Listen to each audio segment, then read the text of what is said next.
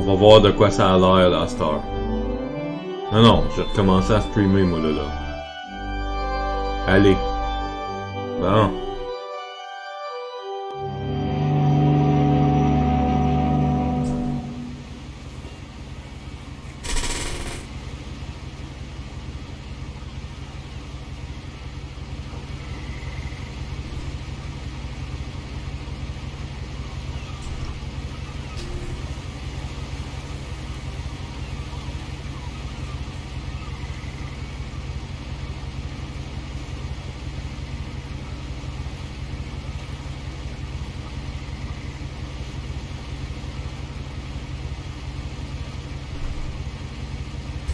Oh non, c'est affreux.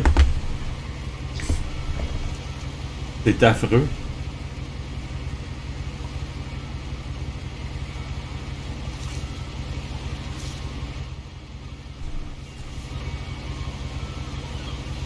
A lot of this isn't going to make sense to you, and I'm sorry about that. I'm just going to start at the beginning, with the house.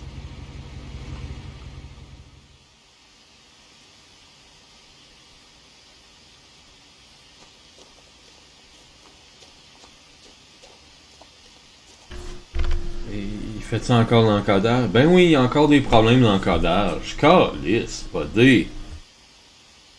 Oui, mais. Je veux dire, je sais pas que c'est faire, là.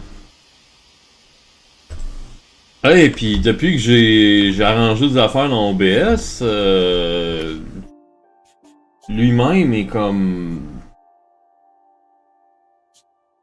Pour détection optimale.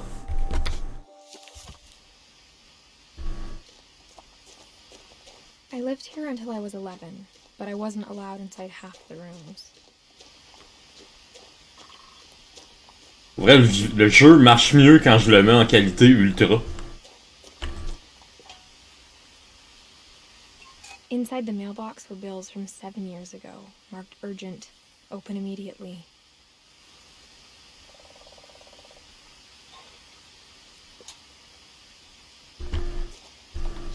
I hadn't been back since my brother Lewis's funeral.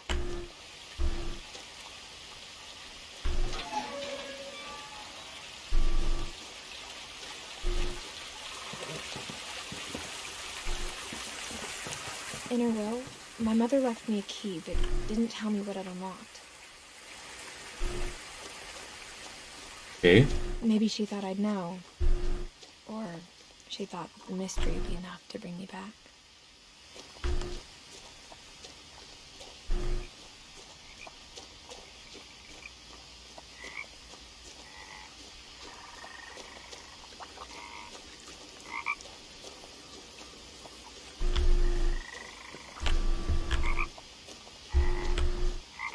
The truth is, even after I inherited the house, I never thought I'd come back to it. But now I had questions about my family that only the house knew the answers to.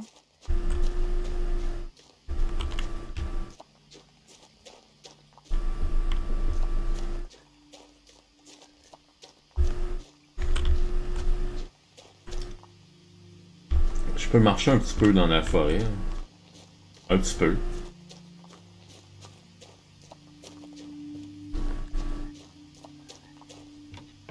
The woods around the house have always been uncomfortably silent. As if they're about to say something but never do.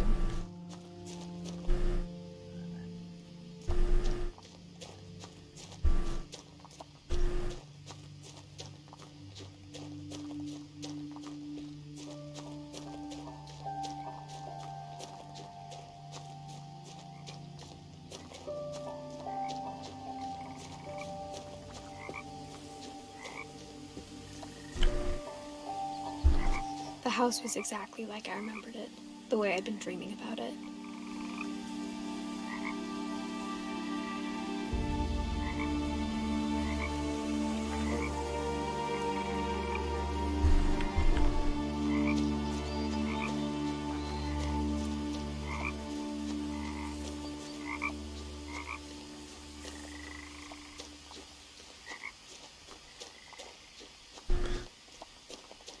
Évidemment, il va falloir que je retourne pour aller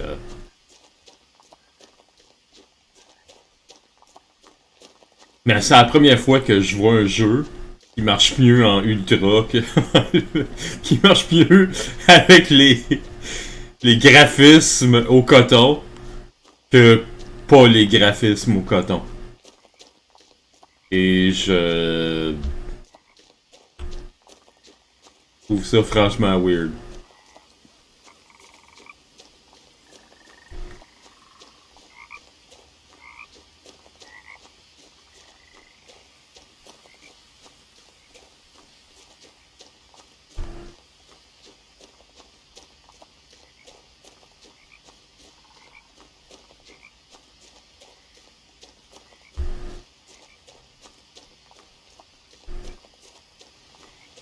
No one had driven this way in a long time, but I saw a few hoof prints.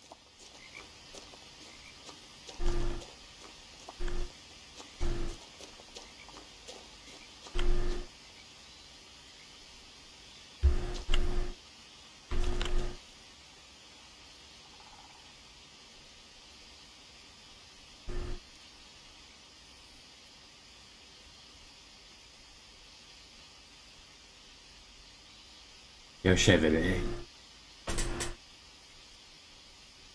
Dommage que j'aie pas de caméra ou quoi que ce soit. Es-tu des commandes? C'est quoi les commandes? Contrôle, souris. Contrôle de la caméra normal. Inversé, normal. Réticule, non. Qu'est-ce qu'il y a, Google, là? Non, je t'ai pas demandé d'aide avec la souris, Google. Mon Dieu Seigneur. Ferme ta gueule.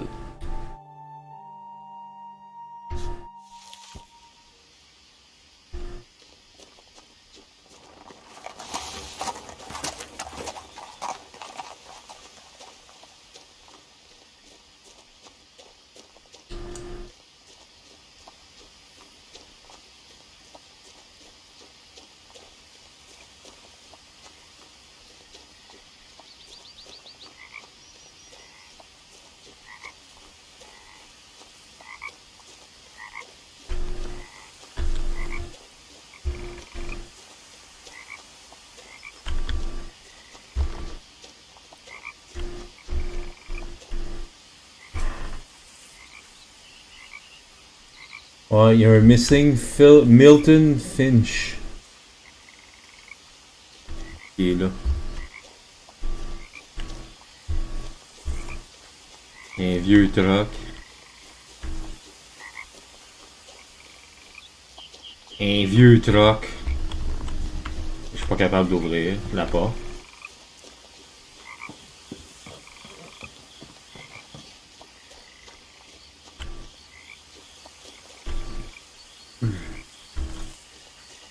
As a child, the house made me uncomfortable in a way I couldn't put into words.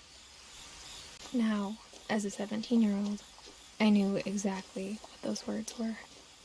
I was afraid of the house.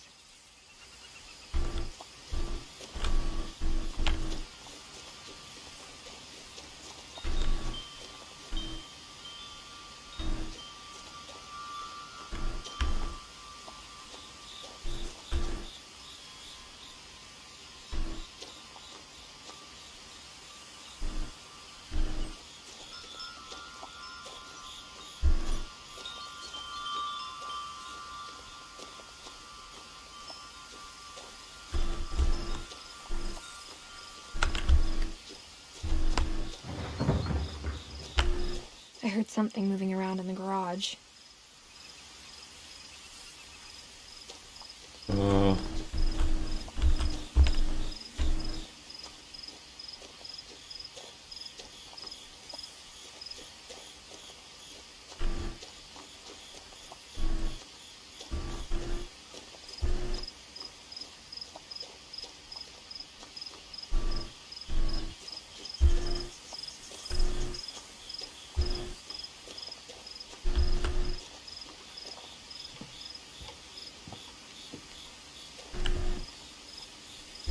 Ok, ils veulent pas qu'on le manque, hein?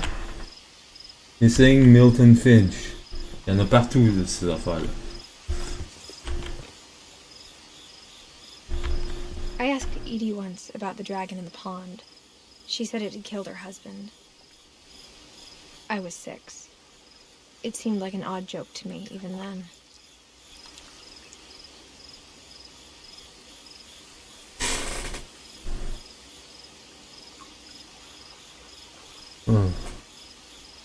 Non, je veux le fermer. Merci. Ah. Et là, rouvrir ça, s'il te plaît. Merci. Et ça ici. Ouais. Ah. Ok. Là, ça. Ça. Ça. Ah.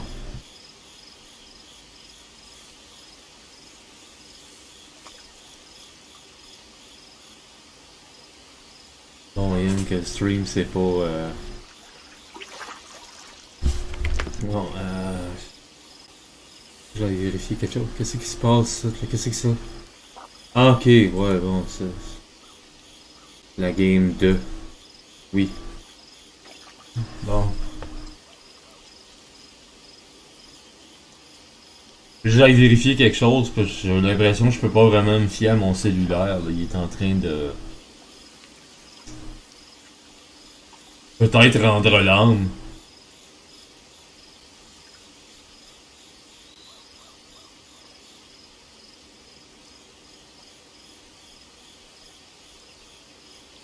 Allez, t'es capable. T'es capable.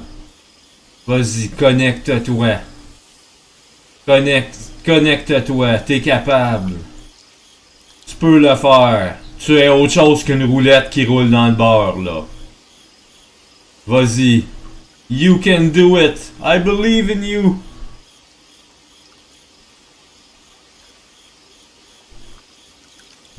I do believe in you.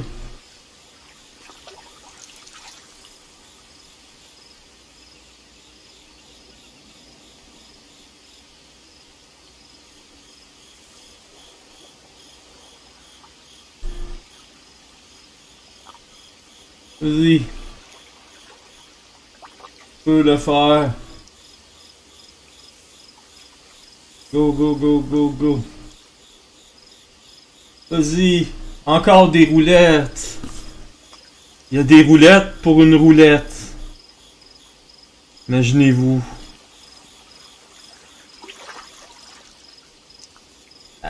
Non, pas pour avoir un autre roulette, les amis.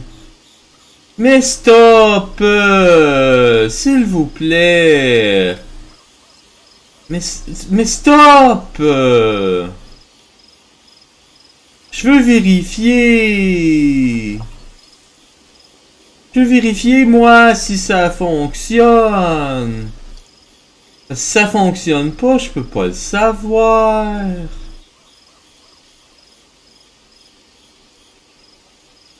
Là, ça a pas l'air de fonctionner qu'à l'yaube.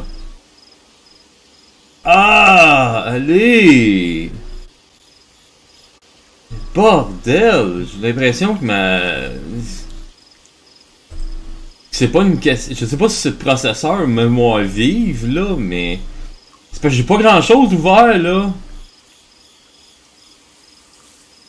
Quoi ça? Ok, mise à jour de Java. Annule ça là. Hein?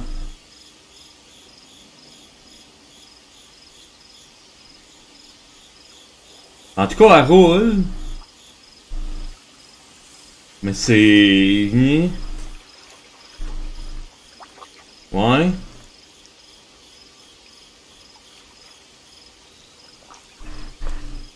C'est plus ou moins bon, là, je vais vous avouer. Non, mais je veux pas que t'arrêtes de fonctionner, souris. Je veux que tu restes avec moi. Mais qu'est-ce qui se passe? Pourquoi t'es plus avec moi? Qu'est-ce qui se passe? Pourquoi toi tu trouves pas? Vas-y, sois ouvert, sois là. J'ai besoin de toi, moi. Pourquoi mon ordinateur fonctionne pas comme il faut? J'ai pas besoin de ça pour commencer 2022, là. Les amis, s'il vous plaît. Allez. Bon, il y en a un qui est ouvert. Calice. Allez, là. Oui, ça, oui, je le veux. Maintenant, ça ici, là. Parce que ça aussi, je le veux. Allez. Tu peux le faire. T'es capable. Et mon Dieu que ça a l'air demandé. Ah. Effrayant. Ah ouais. Rouvre-les, calice. Allez, là. Comme 40 000 fois, je double-clique dessus pour l'ouvrir. Chris, rouvre-les. M'aller dans ma barre de tâches. Rouvre le style logiciel. Right fucking now, là. Vas-y. Mais t'attends quoi? Allez.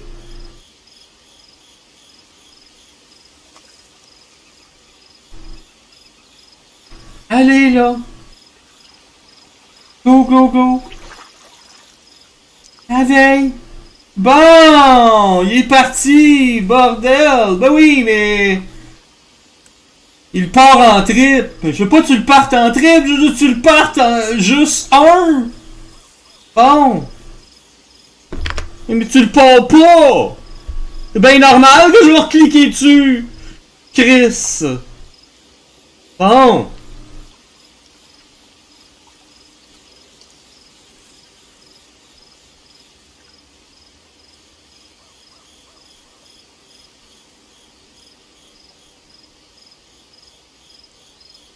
Hey, c'est... Ah! Non, je veux pas ça! Je veux pas des widescreen pis des black screen pis des affaires, là. Non!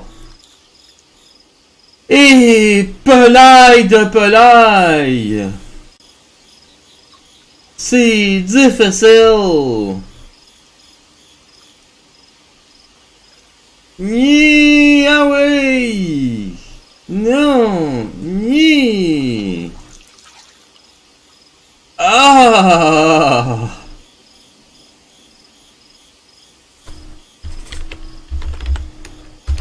Si je fais ça... Mon Dieu, ça prend du temps.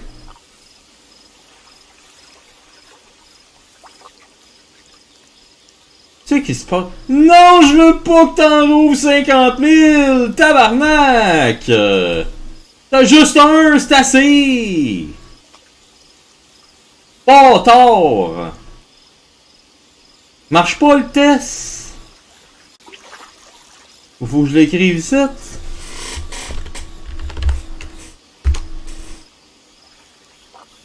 Ah bon! Là il marche.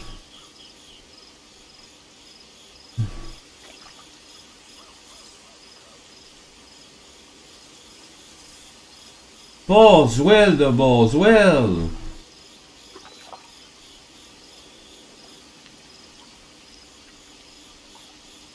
Mais c'est correct dans mon écran pis tout, mais... C'est parce qu'ailleurs, c'est de la style marde, là. Comprends-tu?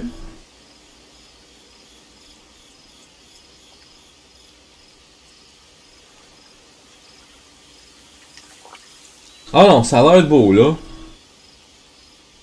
Bon, qu'est-ce qui se passe ici, là? On me ping. On veut mon attention. Qu'est-ce qu'il y a?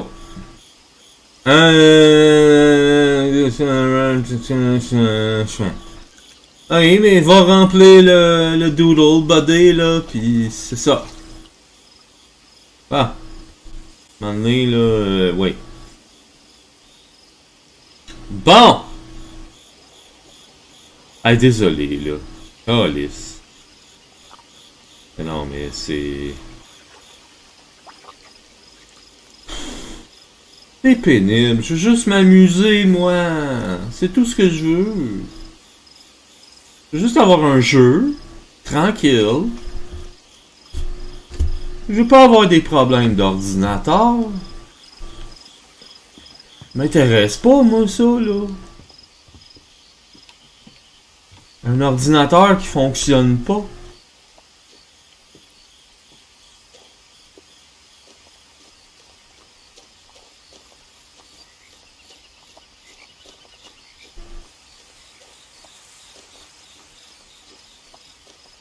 Hein? On va voir qu'est-ce qu'il y a dans le garage, maintenant. Il y a du bruit dans le garage.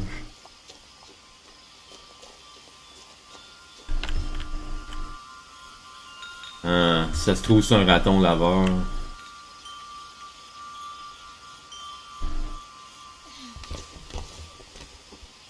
Ah, ok. Crawling through the doggy door used to be a lot easier when I was 11.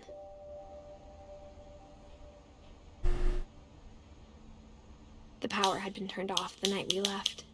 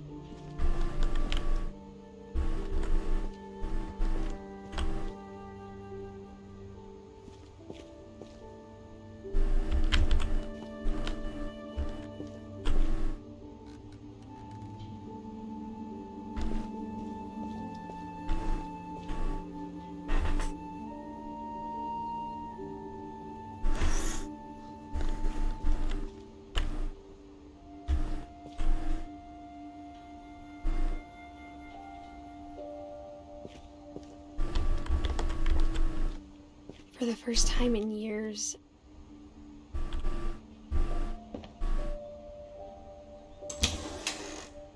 I felt like I was home.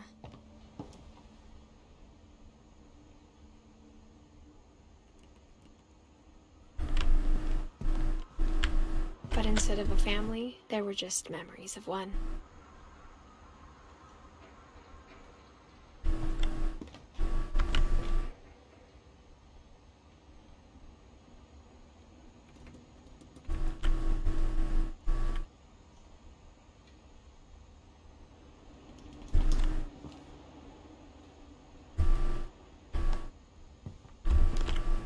Like how after Lewis started working at the cannery, we all got sick of eating salmon. Except our cat, Molly.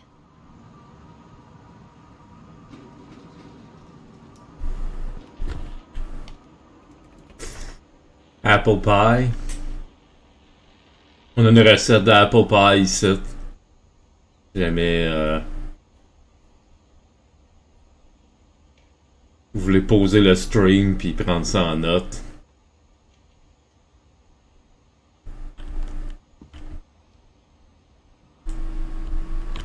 Or how only one restaurant would deliver to our house, so we had Chinese a lot.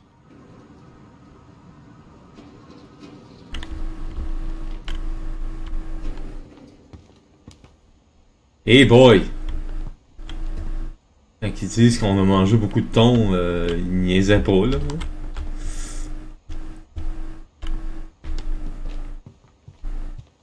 The table was still a wreck from the night we left.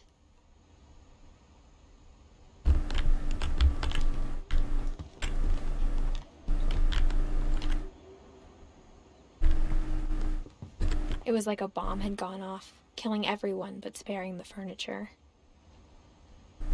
My mom was the only one of us who could imagine Great-Grandma Edie living in a nursing home.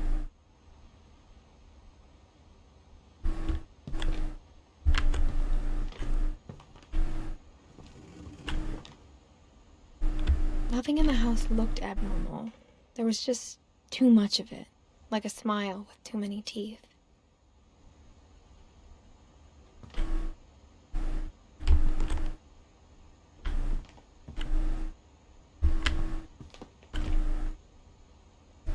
Even the fireplace had a story.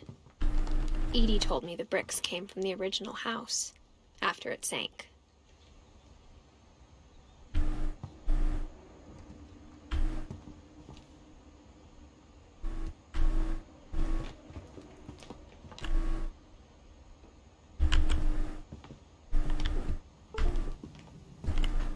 Chute la souris, là.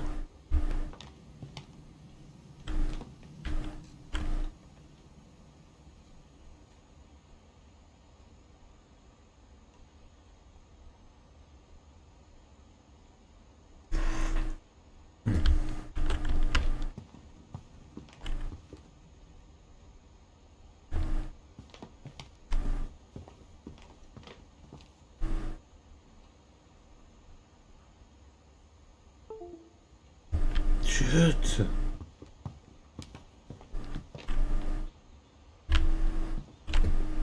Mom always told me to stay out of the basement, so I wasn't too surprised when the key didn't fit.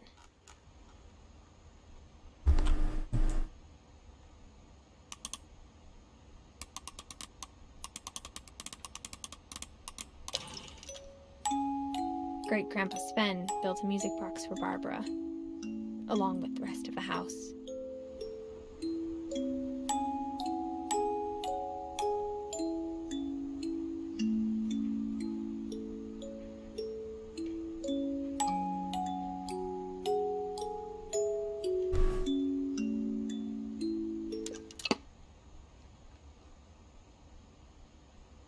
Okay.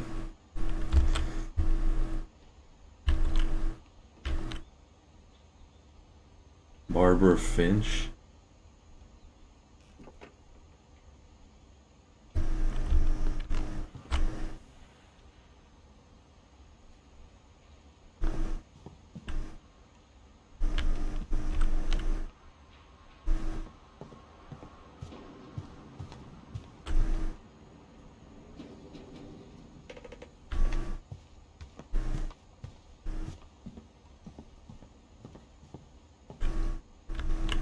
My mom wasn't much of an optimist, but she never stopped believing that my brother Milton was alive.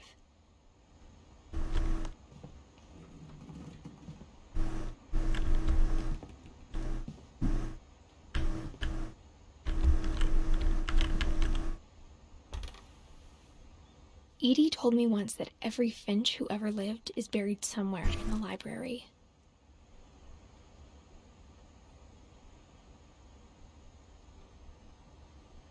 Quel genre de porte que c'est ça?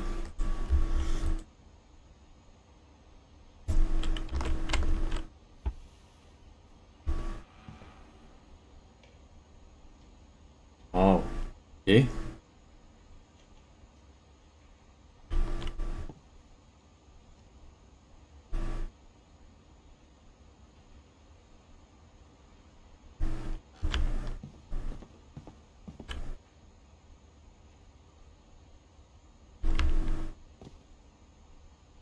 After Milton disappeared, Mom sealed up all the bedrooms. Then Edie retaliated and drilled peepholes.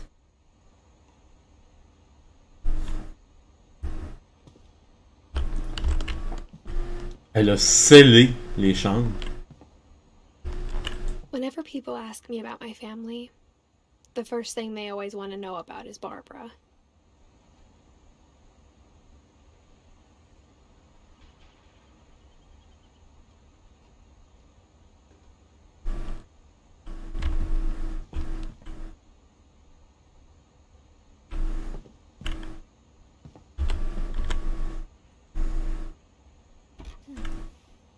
Barbara was a child star for 2 years, until America grew out of it.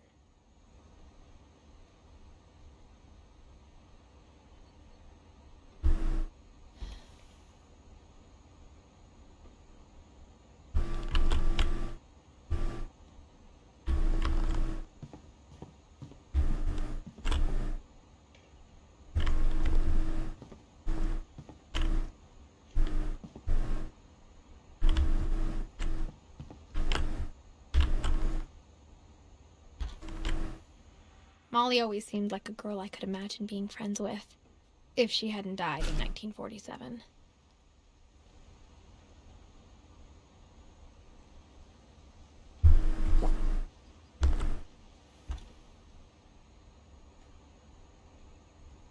À 47. Elle a vécu 10 ans seulement.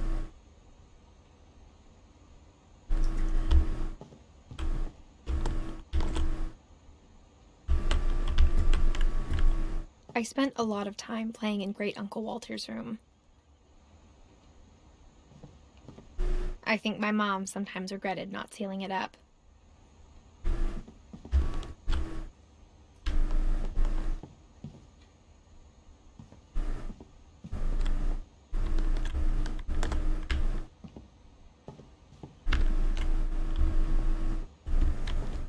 Lewis told me there were secret passages, but I never believed him.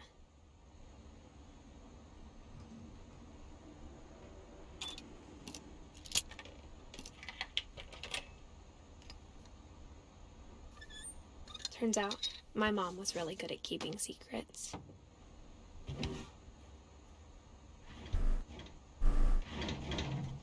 Now it was time to find out what my mom had been afraid of. Oh. Mais avant, ça c'est ici que la game veut m'amener, je veux voir le reste. Maintenant que je le sais que c'est là que la game veut m'amener. Let's see the rest.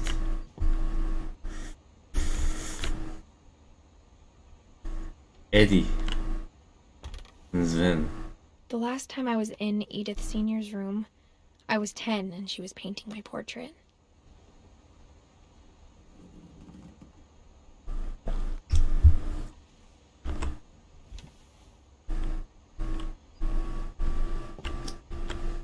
Gregory.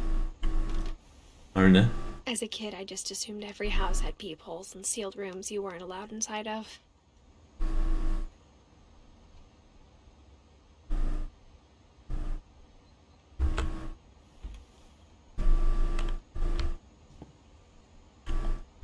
Calvin.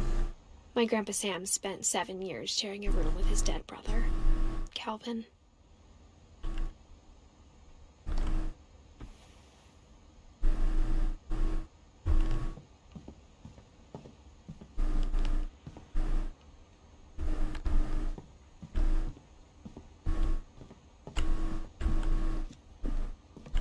Mom must have locked the 3rd floor stairs on the night we left.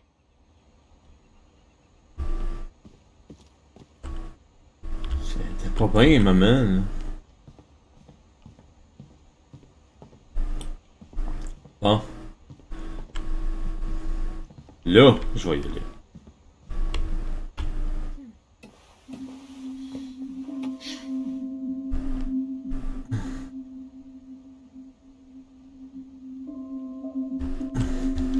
From the paintings on the wall, it was clear my brother Milton had been here before me. Reading this, maybe it sounds like I had a plan.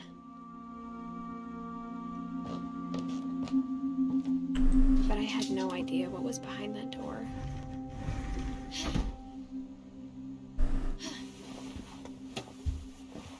Just like I had no idea where all this was gonna lead.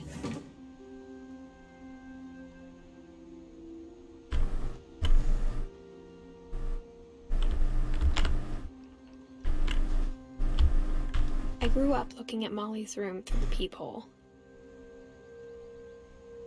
Being inside for the first time, I felt like I'd stepped behind a painting.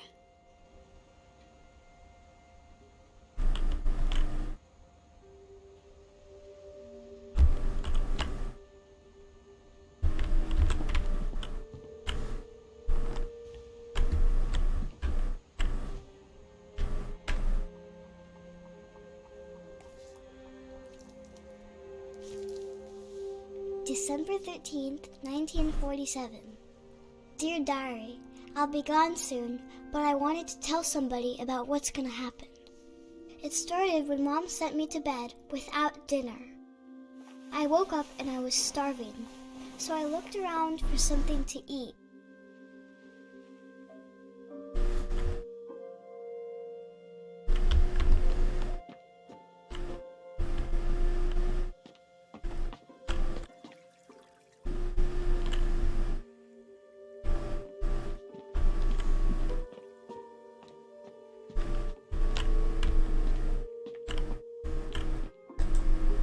My Halloween candy was all gone.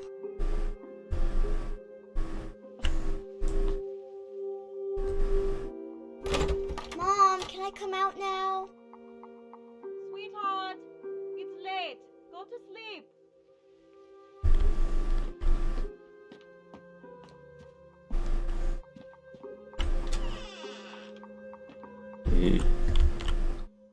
kept eating and eating.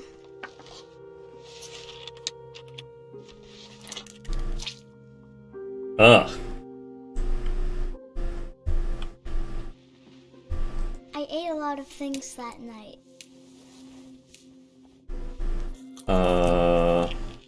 En plastique, ça?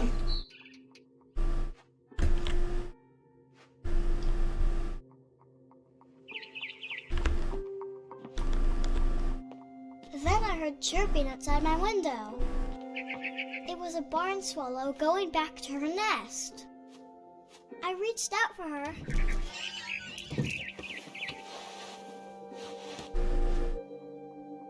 And suddenly,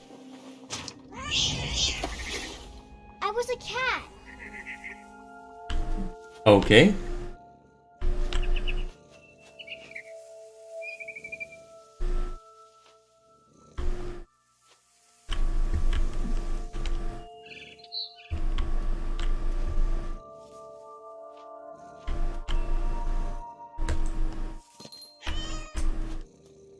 I tried to be quiet, but the bird was really scared.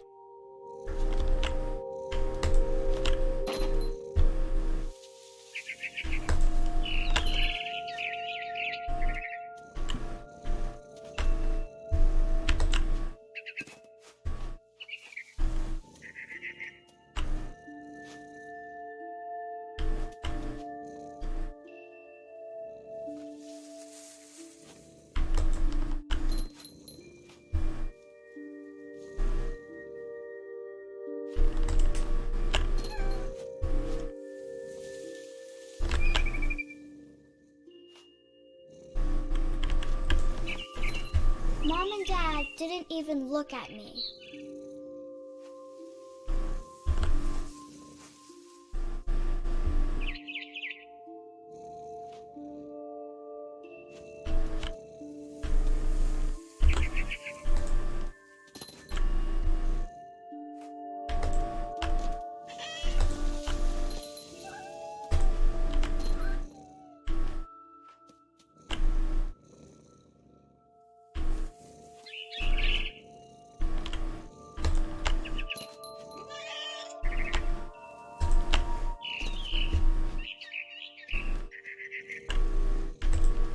I jumped and I almost got her.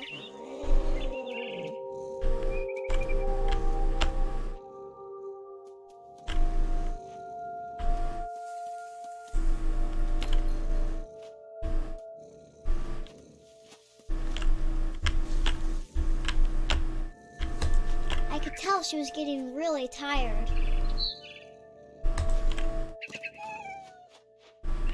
Now I was up in the big tree. I promised Dad I wouldn't climb it anymore. All I cared about was eating that mama bird.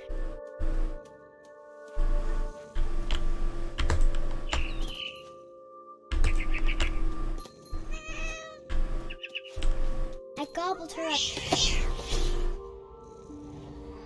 And suddenly, I was an owl. First, all I heard was the wind. Then I heard little teeth nibbling in the grass.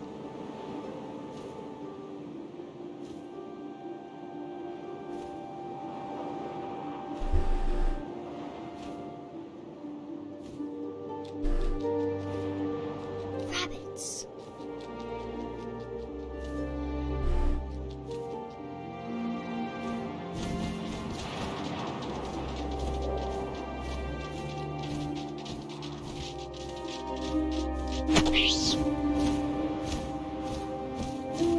I imagined his face looking up and seeing mine through my talons. I swallowed him up, and I didn't chew one bit. Then I flew off to find something bigger.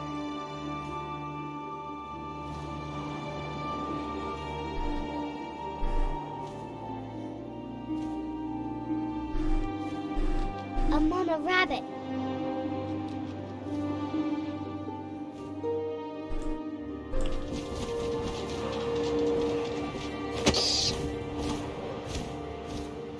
She was almost too big to carry. I started choking, but I couldn't stop eating. And suddenly, I was a shark.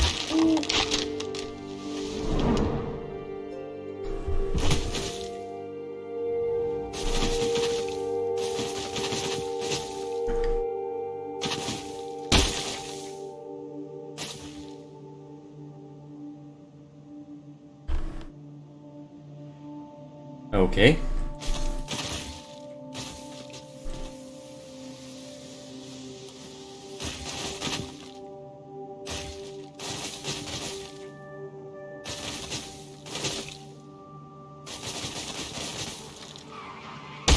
I rolled off a cliff and into the ocean. Now, I was hungrier than ever.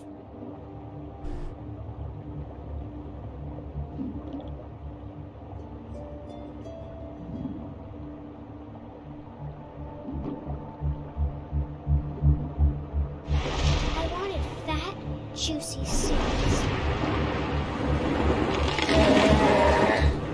I tore off her flipper, and it tasted really good.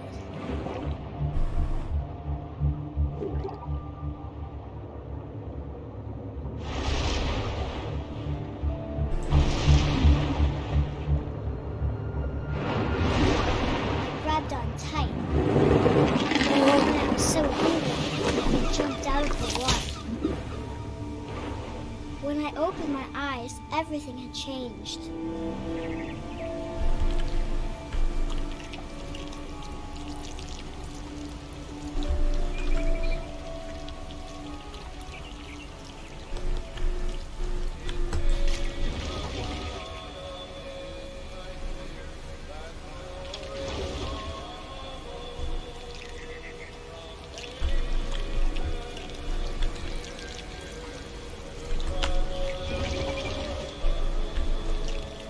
Now I was a monster, and I smelled people everywhere.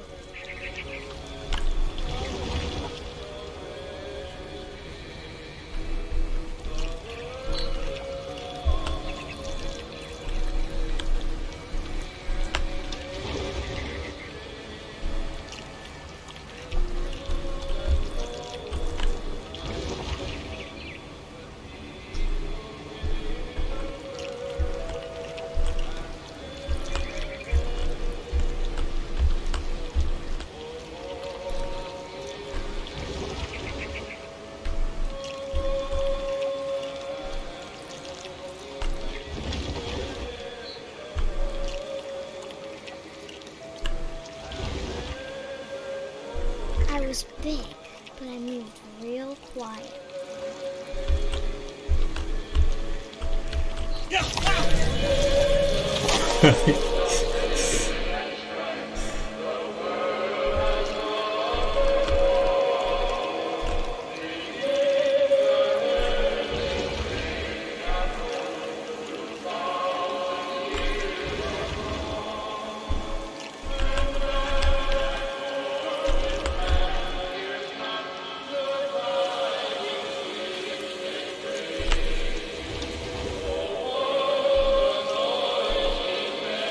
I wanted to stop, but also I didn't.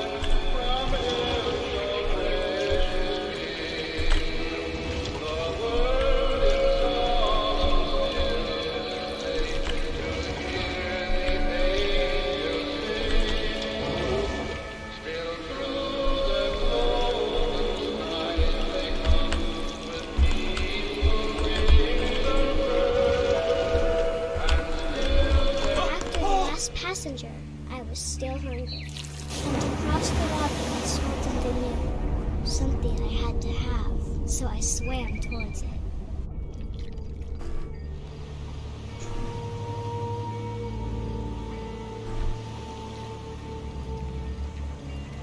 slithered onto the sand, and the good smell went into an old pipe.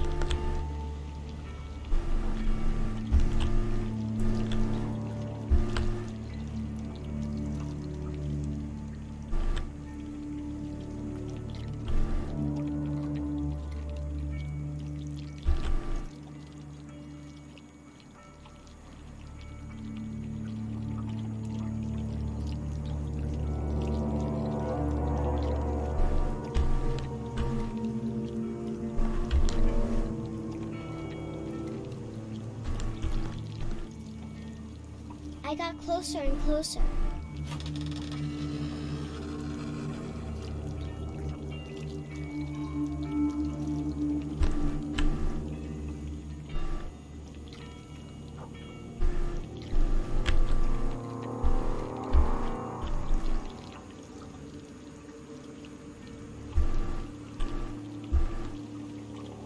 All of my stomach started growling. And suddenly, I was me again. I held my breath for a long time, but I couldn't hear anything. I think it's waiting for me to fall asleep. But it's not going to wait much longer. It needs to feed, and we both know I will be delicious.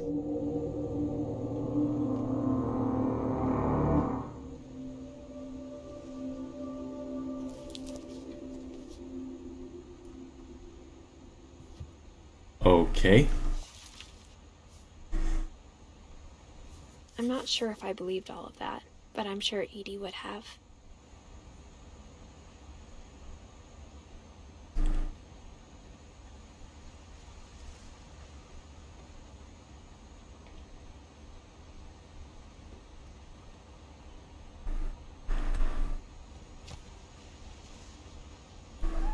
I got the sense Edie had spent a lot of time here before my mom sealed the doors.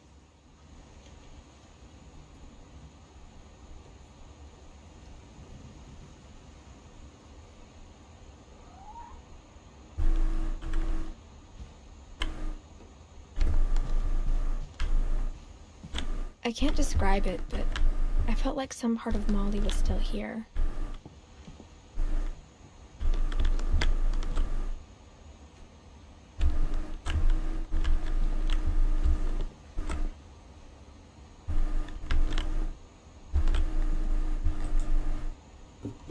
Molly's gerbil had a tiny bedroom with its own even tinier gerbil cage.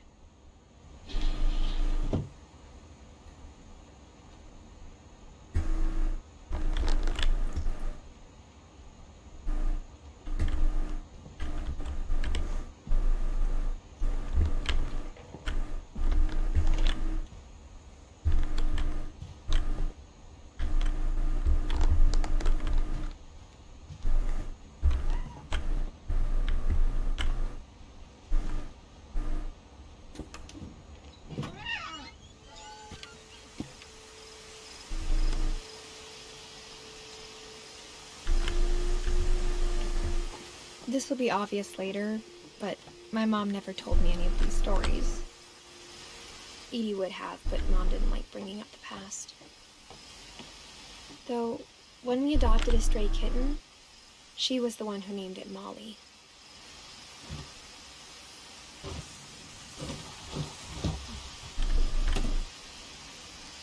I spent a lot of time in Great-Grandma Edie's room.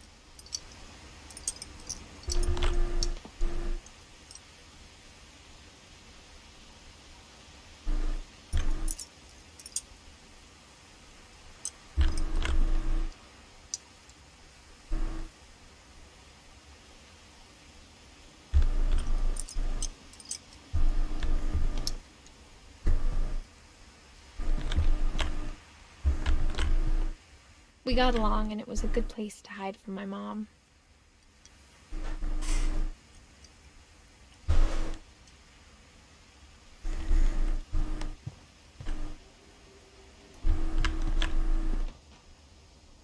When Edie told people Sven was killed by a dragon, she could also have said he was building a dragon-shaped slide that collapsed. Even in her 90s, Sometimes Edie seemed a lot younger than my mother.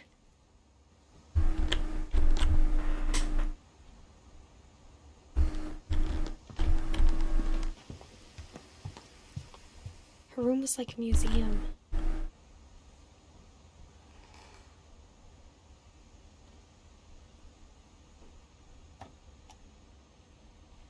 For 500 years, the Finches have been famous throughout Norway for their fortune. And misfortune. Odin Finch buries the latest victims of the family curse, his wife Ingeborg and their newborn son, Johan. On January 7th, 1937, he set sail with his family and his house, hoping to leave the curse behind. But 40-foot waves off the coast of Washington send the house and Odin to the bottom of the sea. Odin's daughter Edith, with husband Sven and baby Molly, step ashore on their new home, Orcas Island. Odin Finch is the first to be buried in the new family cemetery. His daughter Edith is already dreaming of a new Finch house.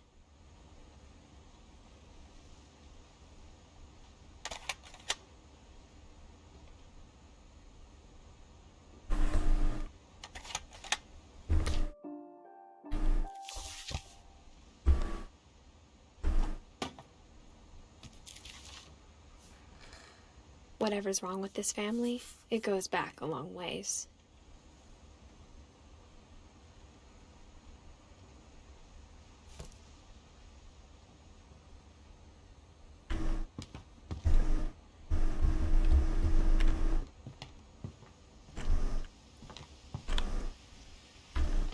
Louis died a week before we left, but Edie had already started to memorialize him.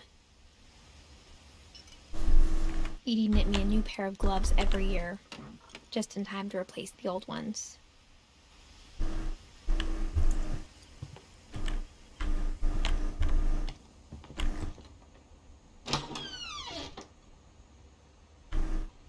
The only trace Grandpa Sam's first wife Kay left on the house was the pink bathroom. It was a pretty big trace.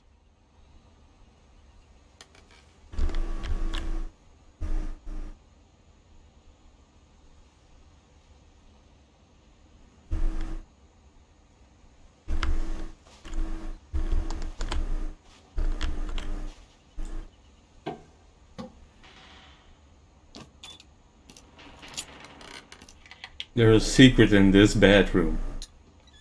Okay. There's a secret in this bathroom.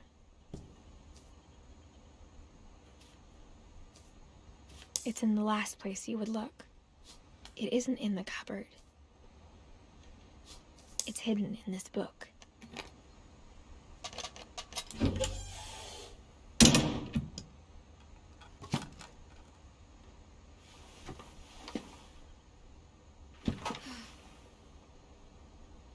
Sven gave Sam an old camera he'd refurbished.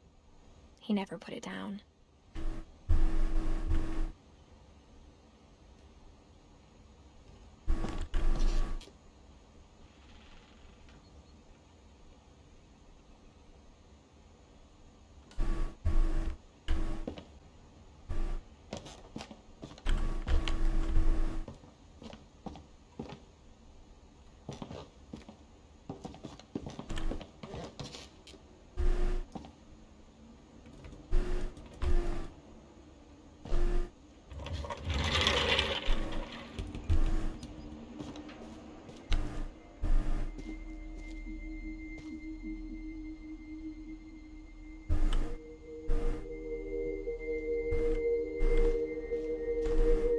I knew Grandpa Sam had a twin.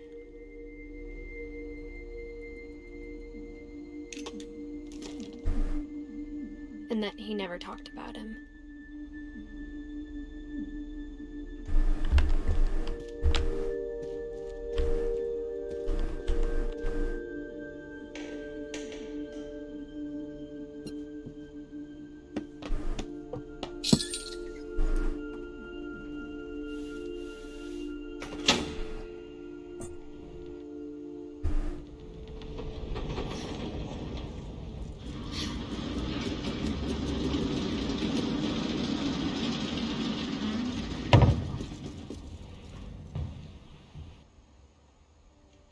Okay.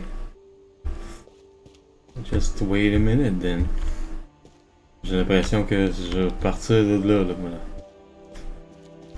On va voir ce qu'il y a ici avant. Command Center. I guess my grandpa didn't like history any more than my mom did.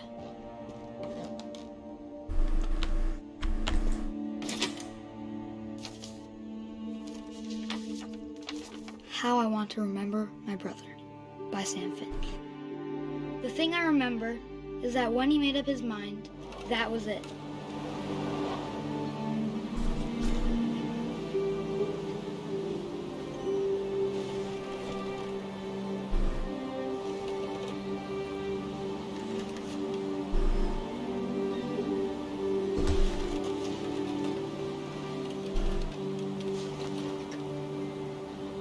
My brother said he'd die before he ate another mushroom.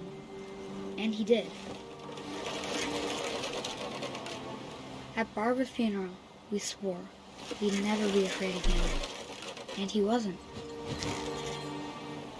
I think Calvin always wanted to fly.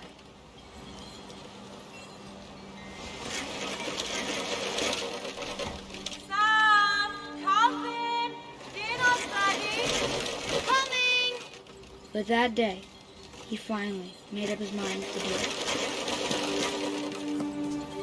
I told him going around was impossible.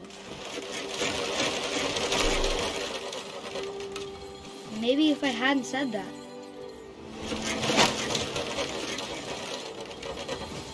Alvin, I'm not gonna tell you again. Maybe if the wind hadn't picked up. Then maybe he'd still be here. But I doubt it. I think he'd already made up his mind. That's what I want to remember about my brother.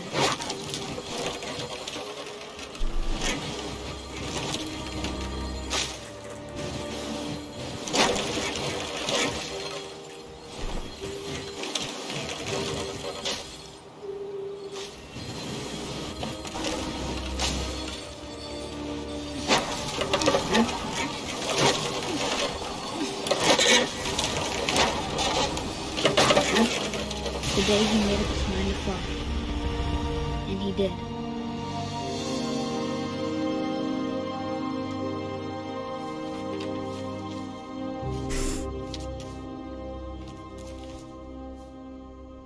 Calvin's story felt strangely familiar.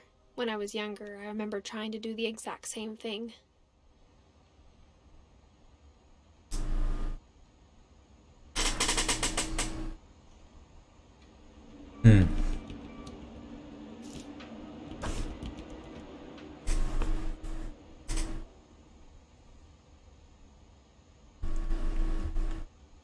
Man, là, ça meurt jeune dans cette famille-là. After the funeral, Edie roped off Calvin's half of the room.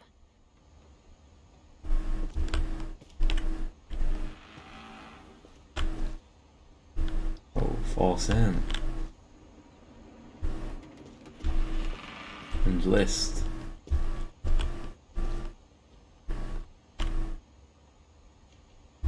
Mom said Grandpa Sam enlisted at 18 and never set foot in the room again.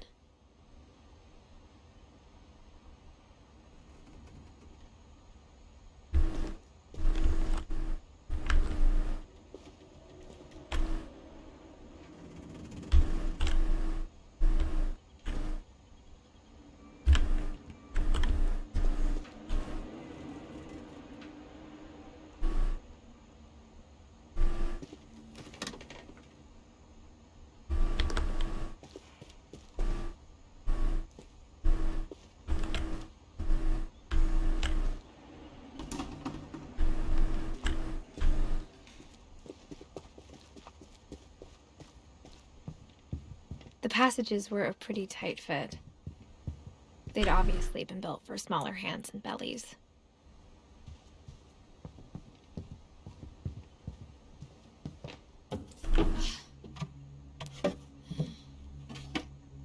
Growing up, I always thought of Barbara as a child star.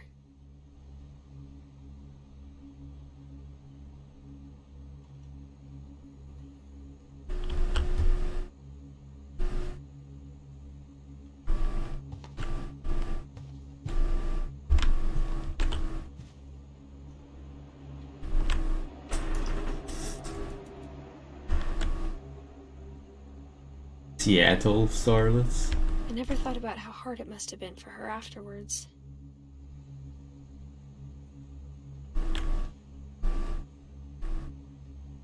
Ward Street.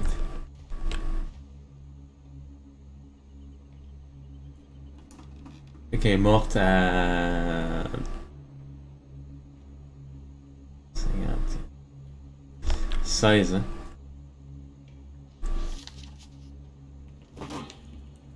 Of all the stories people wrote about Barbara's death, I'm surprised Edie saved this one.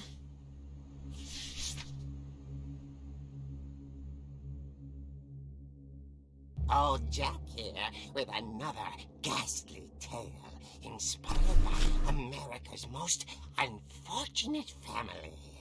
I'm calling it The Surprise Ending of Barbara Finch. As a child star, Barbara was famous for her scream. Now at 16, she was all washed up. A has-been.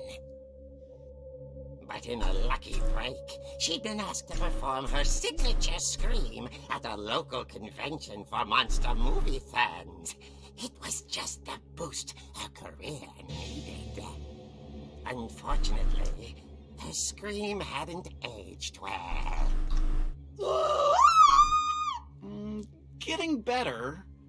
I think you just need the right motivation. Her biggest fan and current boyfriend, Rick, was about to demonstrate when... Now that was a great scream. It was Barbara's father, Sven. He'd slipped into a table saw and had to be rushed to the emergency room. So Barbara got stuck babysitting her youngest brother, Walter. Her convention comeback was cancelled. Okay, I'm hearing frustration, but I'm not hearing terror. What if I tried... A gang of hoodlums in Halloween masks have been terrorizing Orcas Island tonight. Police are urging residents to... That came from the basement. You're right! Also, I loved your delivery on that. Why is your basement door locked? Because my dad likes making puzzles and secret passages. There's a key hidden in the music box. The secret is to keep winding and winding until finally the key pops out. Thanks, babe. I'll be back in a sec. 20 minutes later, Rick hadn't returned. So Barbara went to look for him, right on cue. She reached for the music box.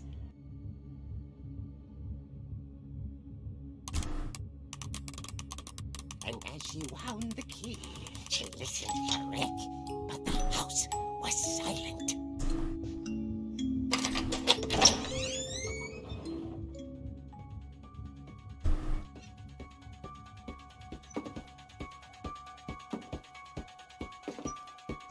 Ouais, tu contrôles le personnage à travers la BD. Scratch and imagine the worst.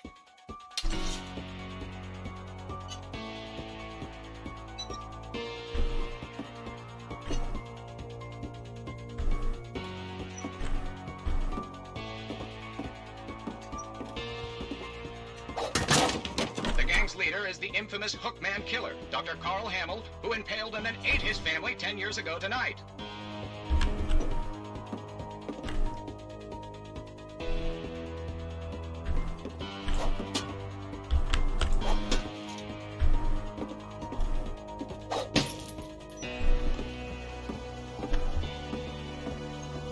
The old fridge rattled and grew still.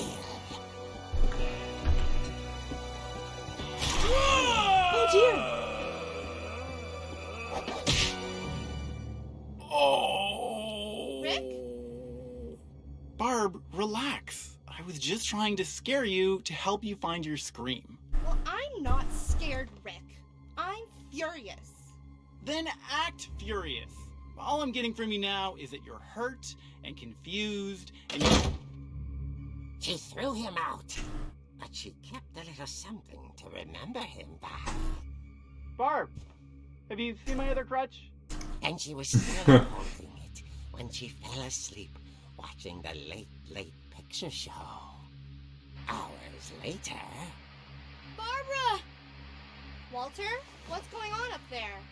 Ah! Okay, I'm coming up, but if this is a trick, you're dead, Walter.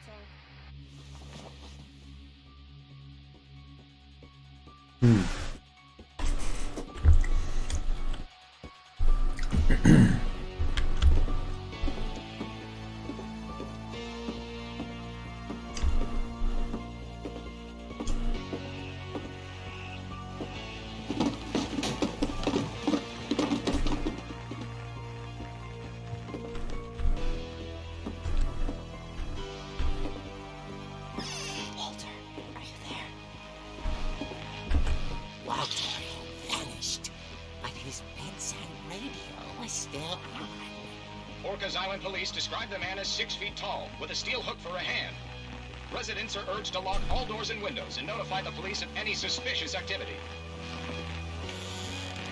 Barbara turned, saw the hook man, and was speechless. He was quite smashing.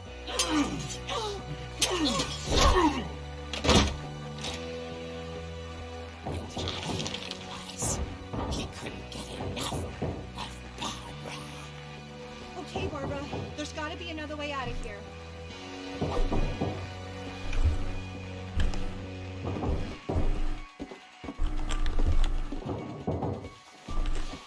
That night, she played her part beautifully.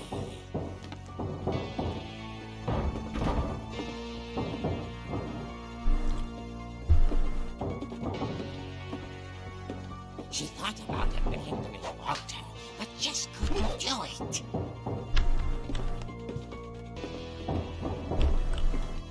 Molly's door hadn't been opened in years. The hinges groaned.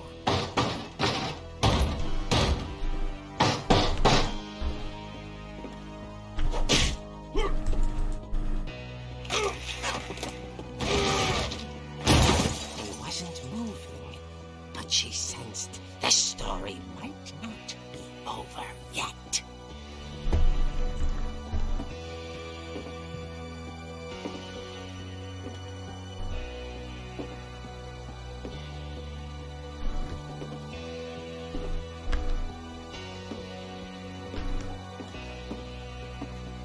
Bien sûr, il est plus là. The bookman had vanished.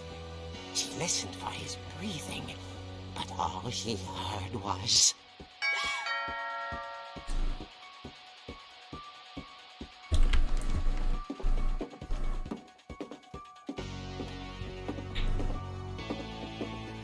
At the door, she heard whispering.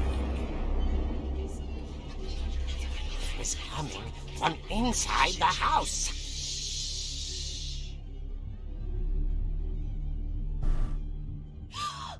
Oh dear. The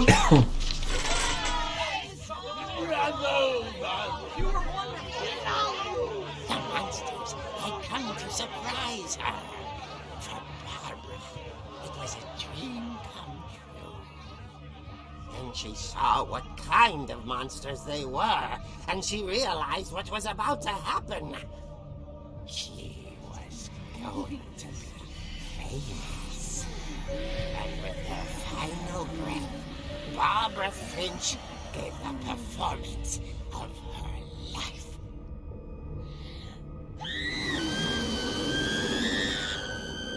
I wasn't there myself, but I hear Barbara was magnificent. Poor girl. She had a taste for stardom.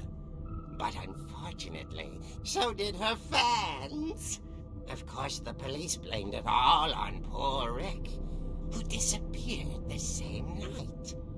And little Walter, hiding under his bed the whole time.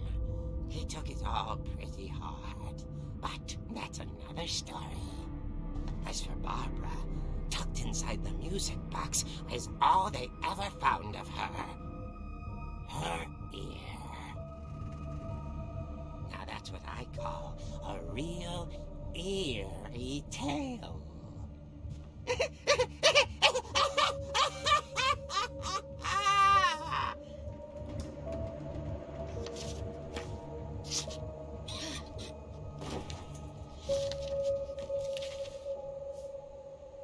Edie told me all Barbara wanted was to be remembered, as absurd as that comic was. Maybe what Edie saw was a happy ending.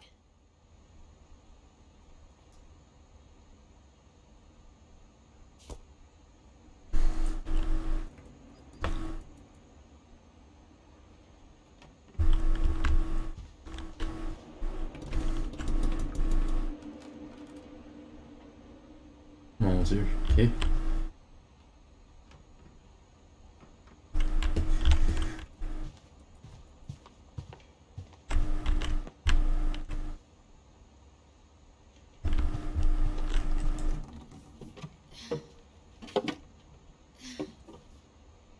I guess now I know why Mom didn't like me playing with the music box.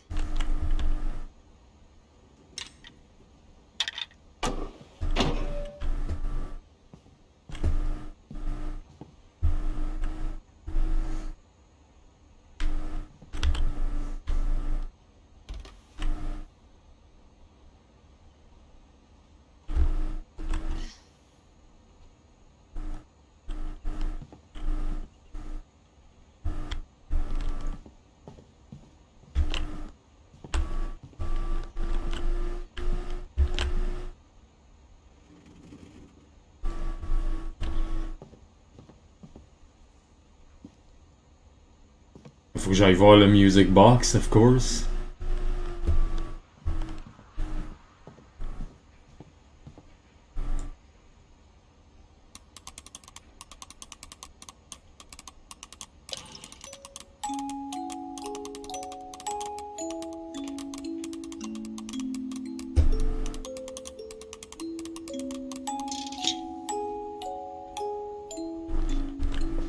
C'est donc vrai.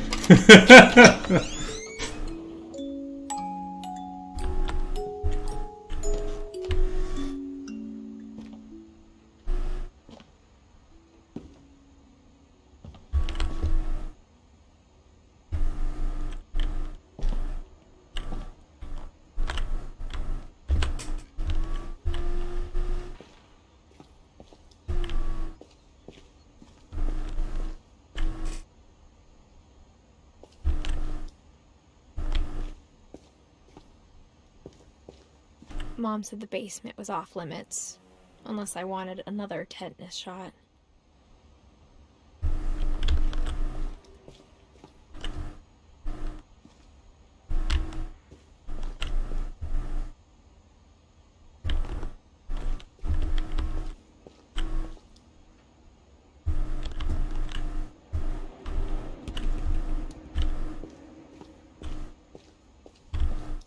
I saw Edie sneak down to the basement once, carrying packages.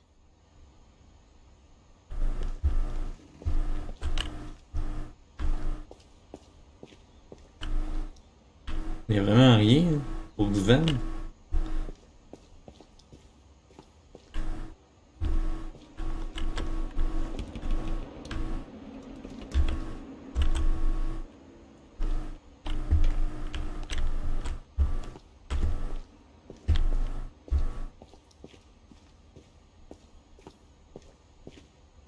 I thought maybe she was hiding presents.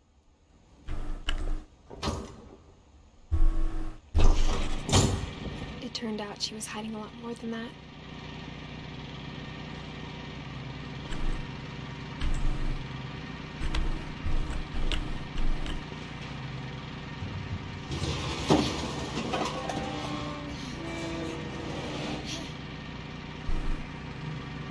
I remember asking Mom once about where Walter had gone. She said after Barbara died, he got as far away as he could.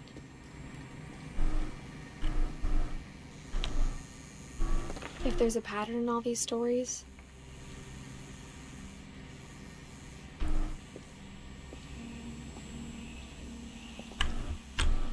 I think it's that none of us has gotten very far.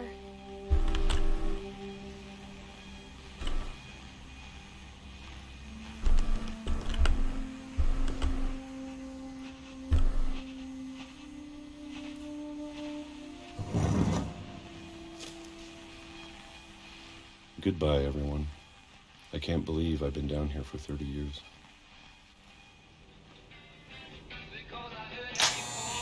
On that first day, after the shaking stone, I didn't think I'd survive a week.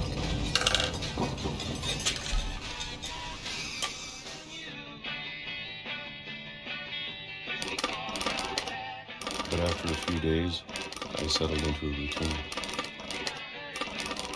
That's what kept me sane.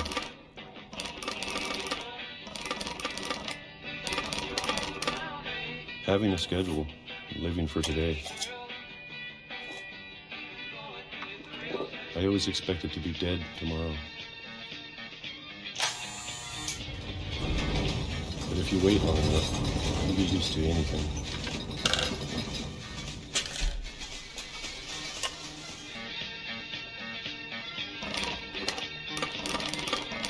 Even a monster on the other side of the door starts to feel normal. Almost friendly.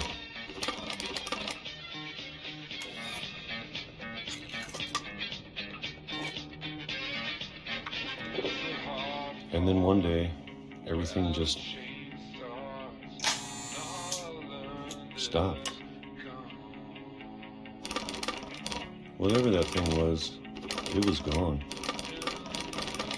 Maybe it got tired of waiting. Or maybe I just got tired of being afraid.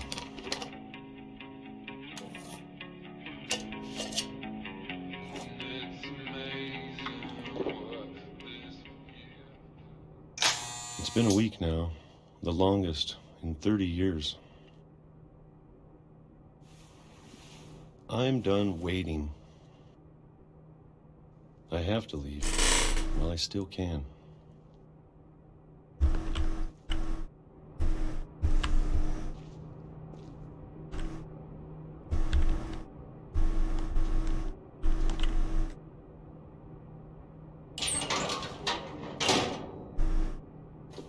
Okay.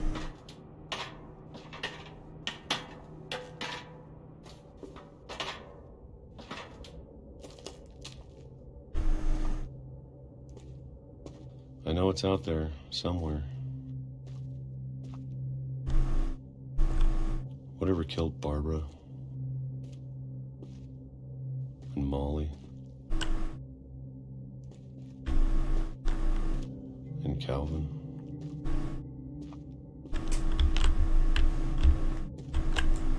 Maybe this is all a mistake. But I need to stop living the same day, even if it kills me.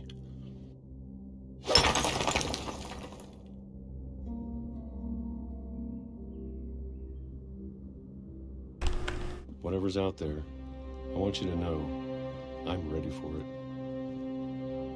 I'm going to appreciate all of it, especially the food.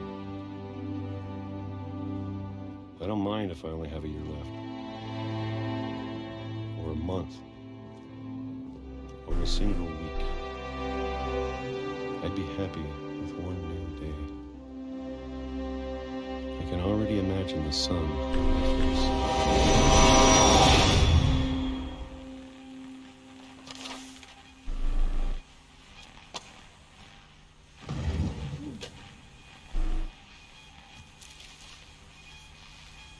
Walter died when I was 6. I can't believe my mom never told me he was down here.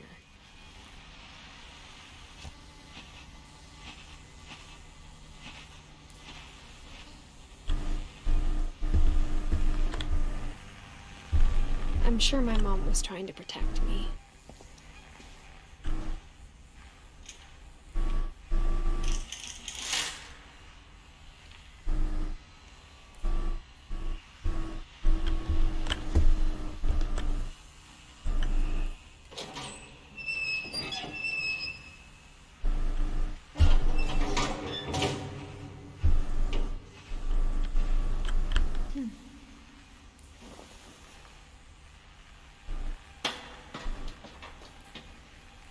Maybe she was afraid I'd end up like Walter. But if she never told me about an uncle under the house, I can only imagine what else she was hiding. I don't want to make the same mistakes she made.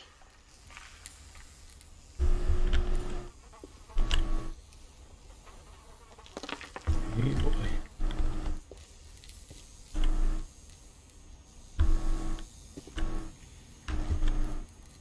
Trying to bury something that's still alive.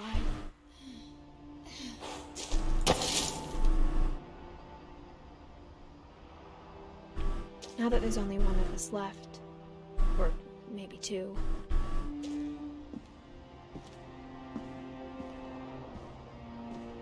I thought it was time I heard the stories for myself and found out what happened to everyone else. But now I'm worried the stories themselves might be the problem. Maybe we believed so much in a family curse, we made it real.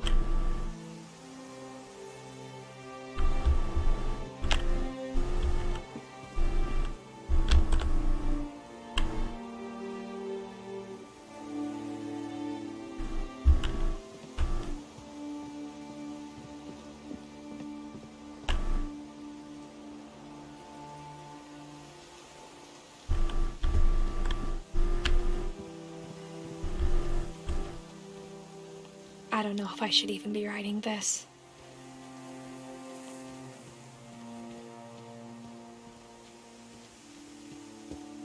Maybe it'd be better if all this just died with me.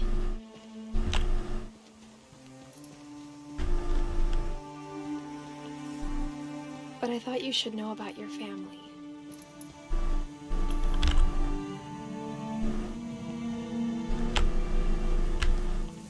And the history you're a part of.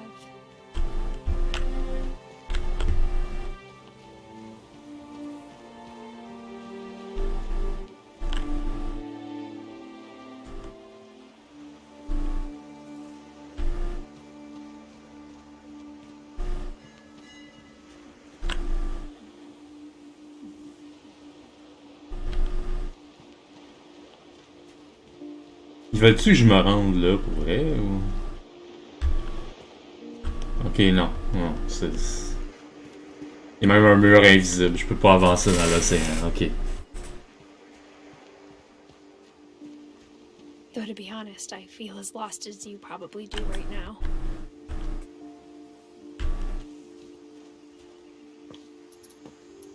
I think the people in these stories believed them, for what that's worth.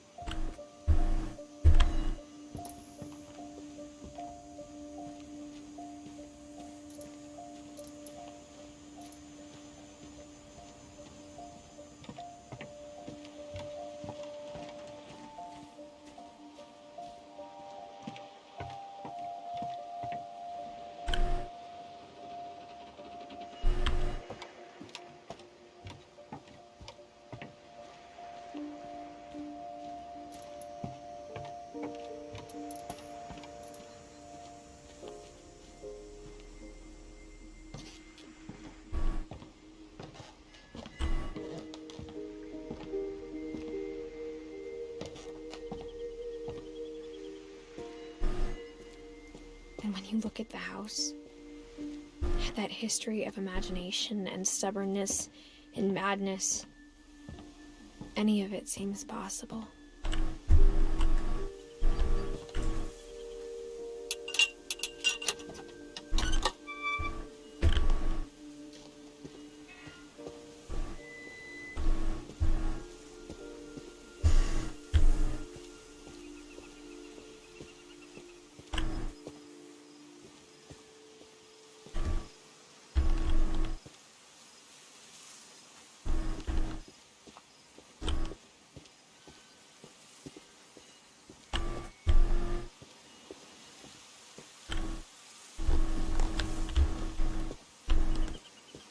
I think we've been surrounded by death for so long, we've just gotten used to it.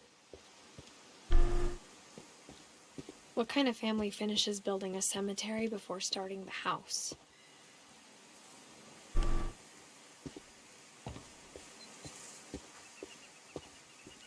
It's embarrassing for me to admit this, but the pet cemetery made me more uncomfortable than the human one.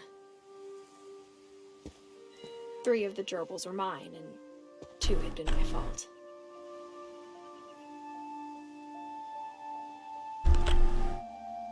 Lucy, Daisy, Charlie, Derpy, Derpy Jr., Burpy, Sherpy, Furpy, Lurpy, Zerpy, Zoé, Coco, Tucker, Charlie. Zoé, non, t'es pas morte. Non. Bailey, Shadow, Oliver. Il y a un Bob. On sait pas s'il est avec cheveux ou pas. Christopher et Shotzi. Sven built the house, but it was Edie who designed the cemetery.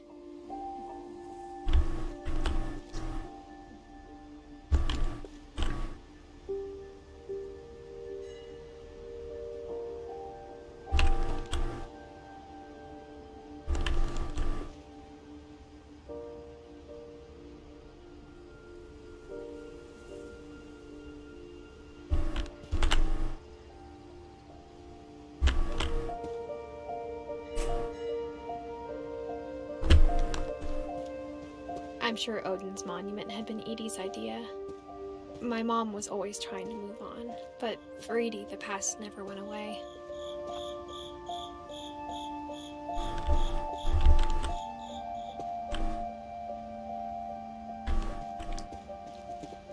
She could see it poking out of the water at low tide.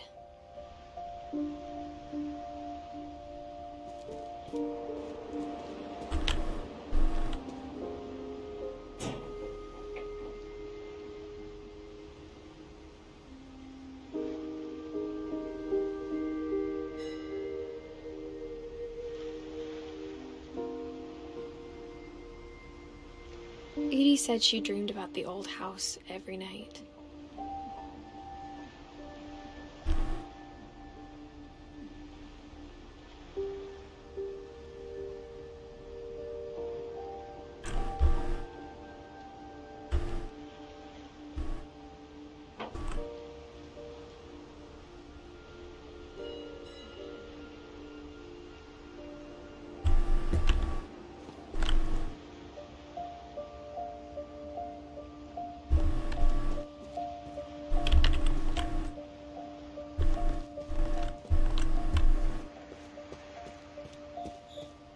Edie's side was always easier for me to understand.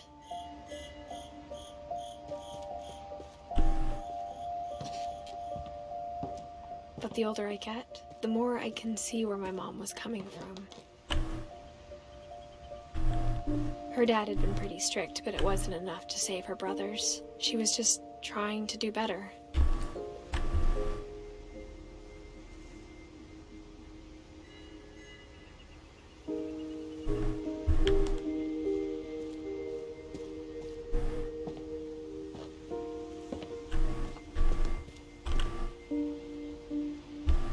She lost 2 of her brothers, just like I did. I get why she tried so hard to protect us.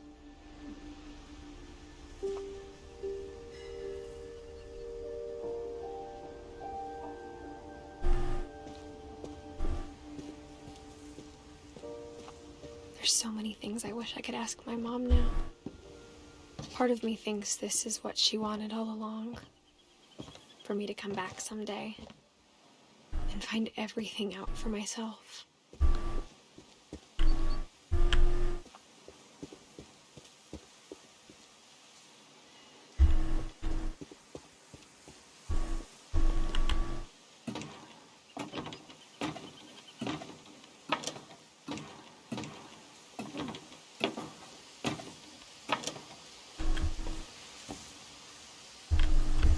But looking back on it now,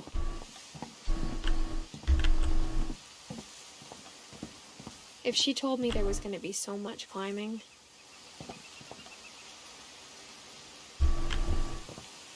I never would have come when I was 22 weeks pregnant.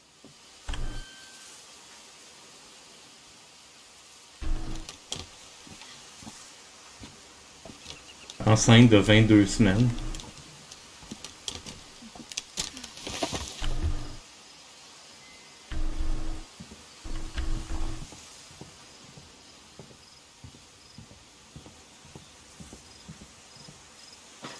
I never met Grandpa Sam, but I think he and my mom had a lot in common.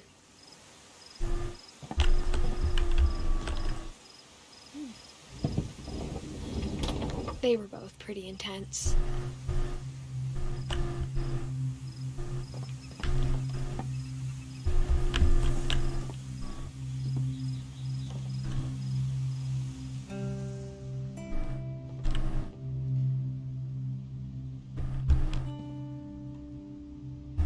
Instead of hiding from death, Sam seemed to go out of his way to meet it.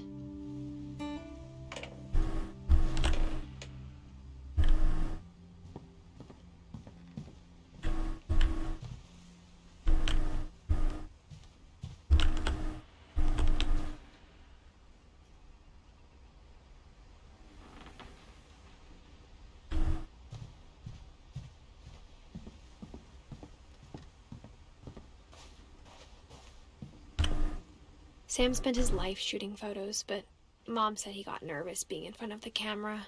I guess we're all afraid of something.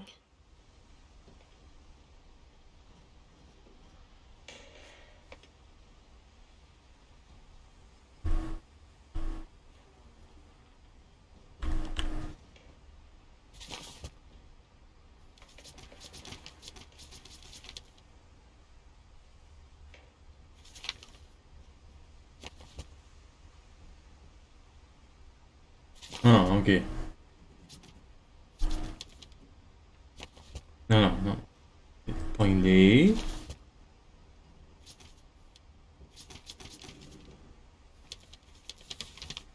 Ok.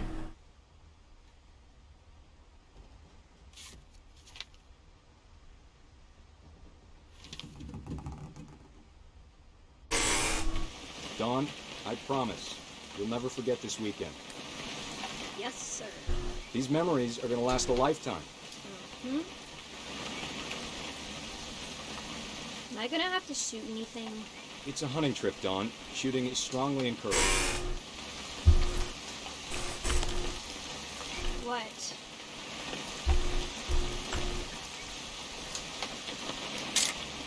Perfect. It's gonna rain the whole weekend, isn't it?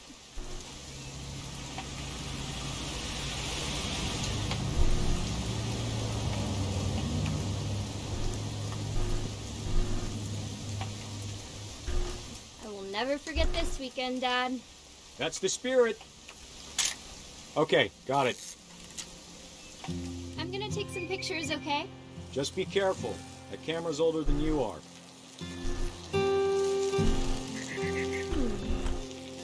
Definitely should not have drunk all that coffee.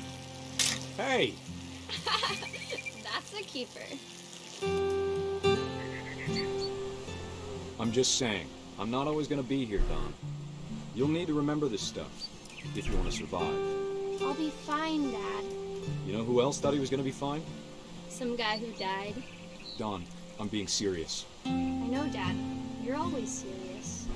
Doesn't being out here make you want to chill out? Well, to tell you the truth, I haven't been out here in 20 years.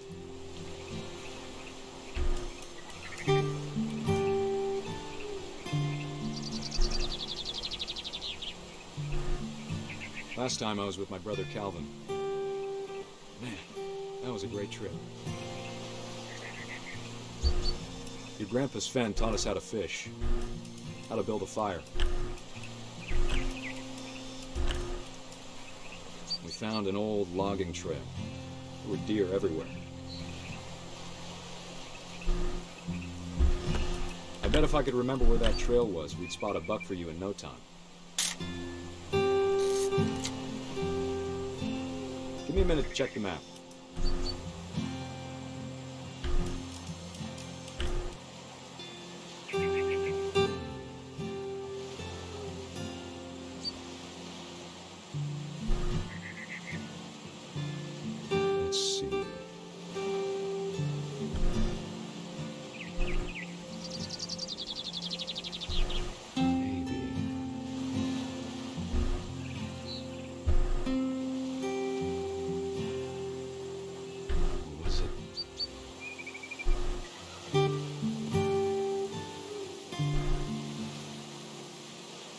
could have been... Dad! Good eyes, Don. Before you take the shot, let me get a picture of you.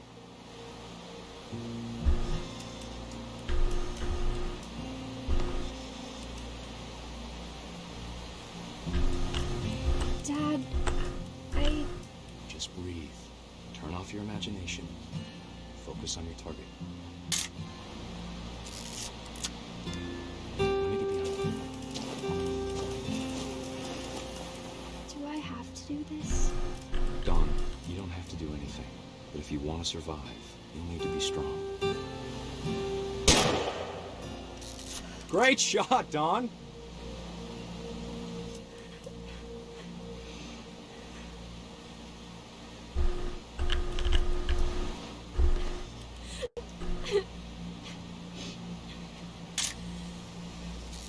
I'm proud of you, Don. Always remember that, okay?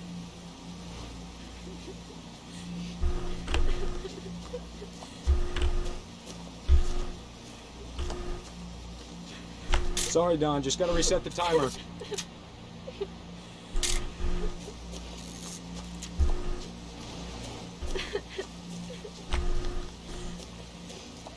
Dad, it's twitching. I think That's it's totally normal, Don. Just focus on the camera. Try not to think about... Dad!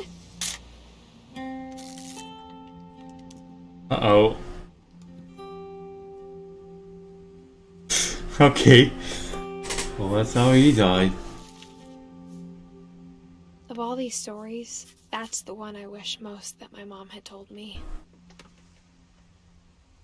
She never told you how your grandpa died? My God.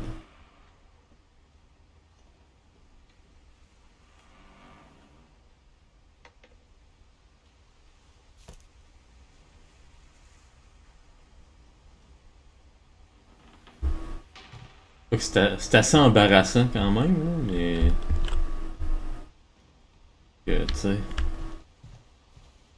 Oh.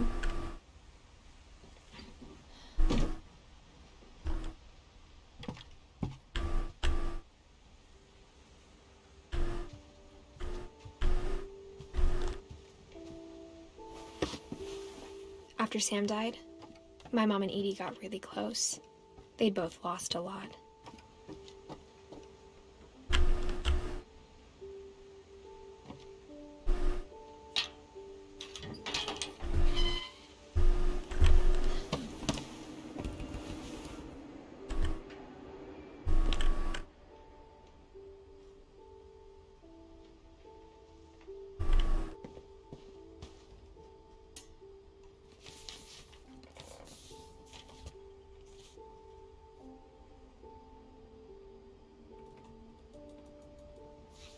Dear Kay, do you remember the way Gregory used to laugh when he thought he was alone?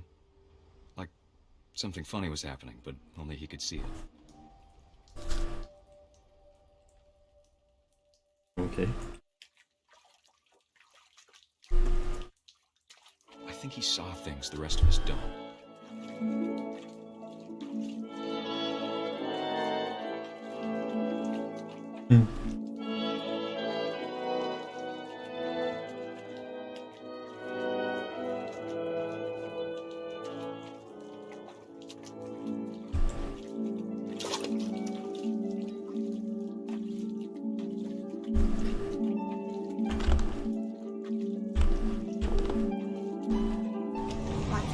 Gregory, it's time to...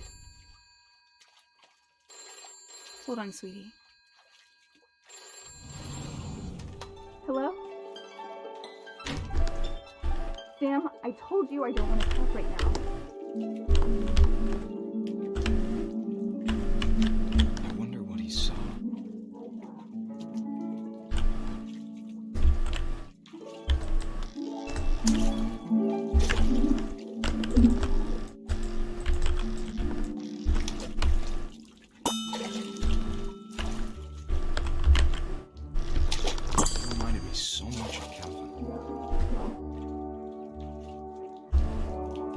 In his imagination.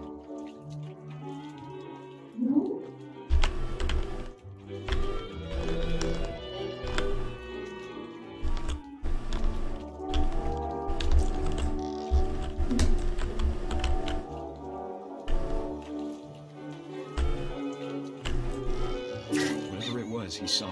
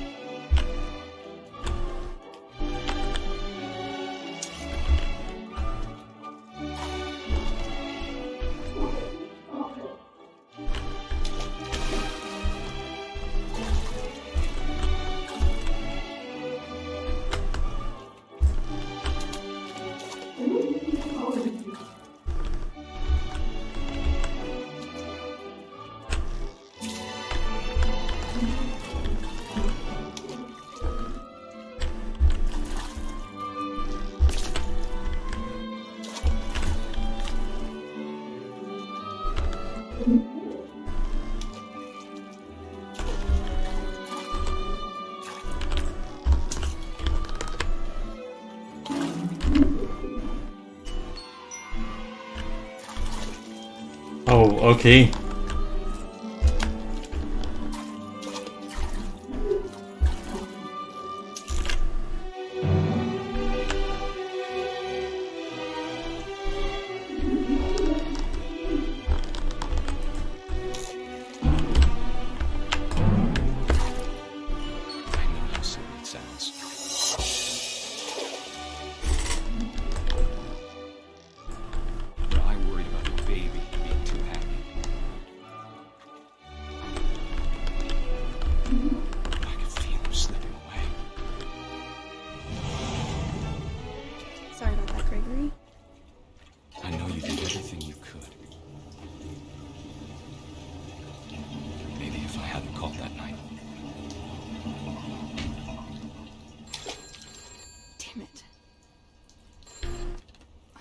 I don't want Gregory to hear this.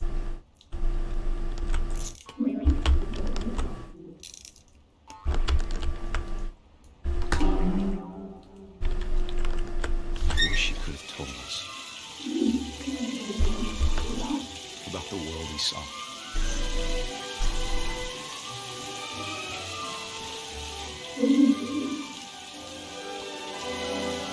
There's so much I don't understand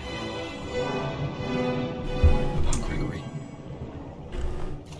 about everything.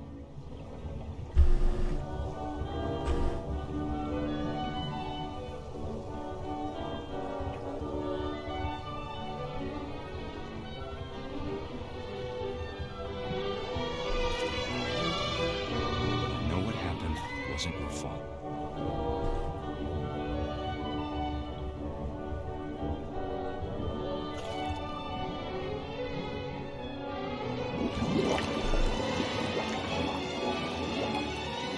I'm sure he's happy.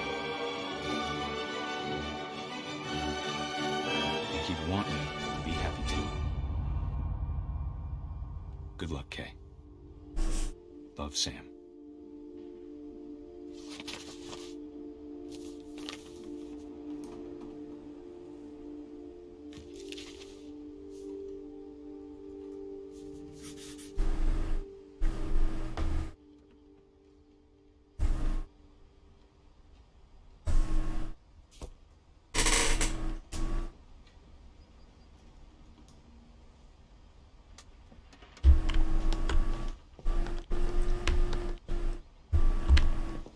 I can't imagine my mom ever writing poetry, and yet... Yes.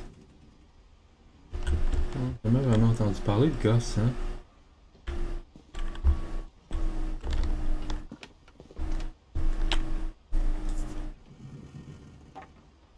Un poème. A poem for Gus, who always said the wedding was a bad idea. Our father never hurt his kids, at least not very hard, before the day my brother said with teenage disregard that he'd be dead before he'd see a wedding in our yard.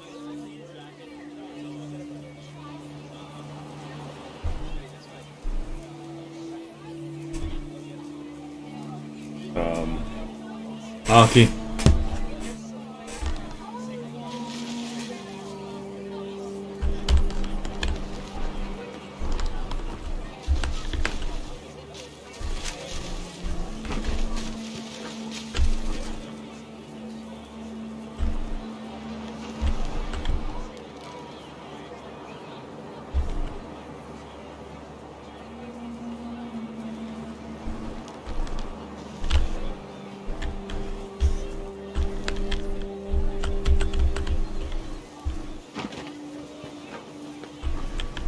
Father made him come, of course, but Gus stood far apart, just flew his kite and bottled up the storm inside his heart.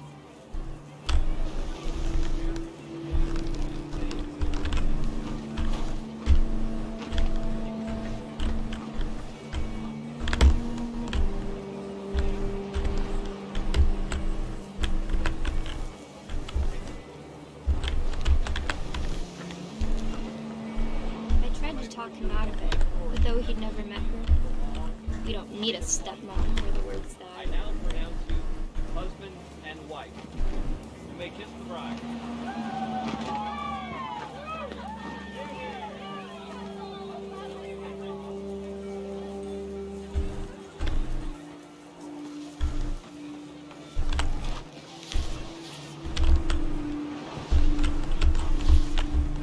When the time for photos came, Dad ordered him to come here. But Gus declined, and as a sign held up his middle finger.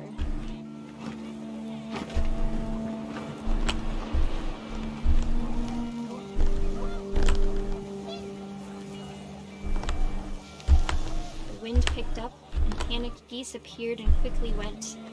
But all the humans did that day was go inside the tent.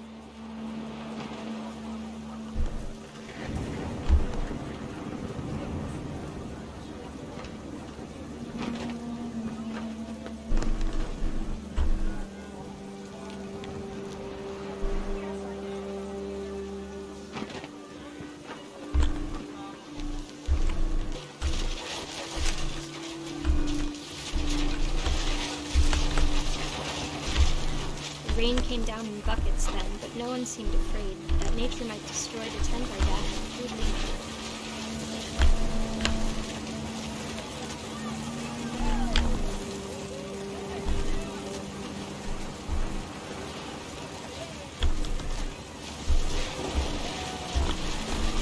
The thunder sounded much too close and full of angry power.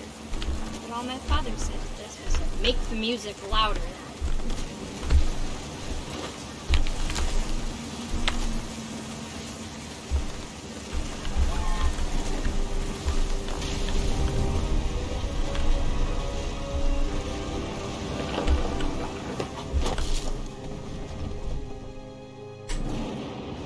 I wish that I could truly say I thought about you on that day. Out there on the beach alone, just you, the wind, the sea, and foam. But I didn't, until we found you.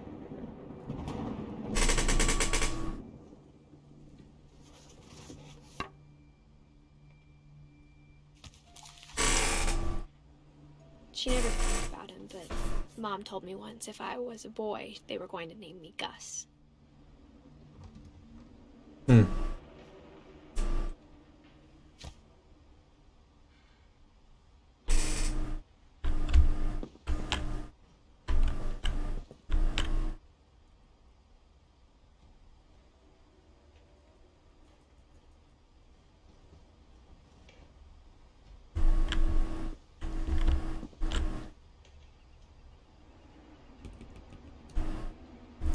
Greg, be a baby.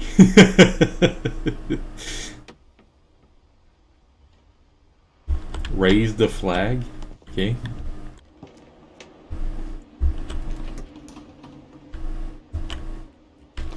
My mom moved up to the loft after her brothers died. At the time, it was as far away as she could get.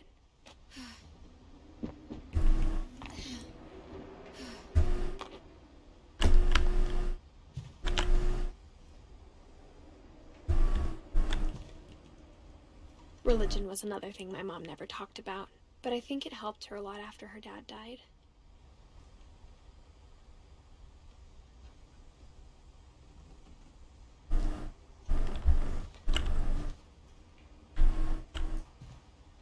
She spent a summer building houses in Calcutta, where she met my dad, Sanjay.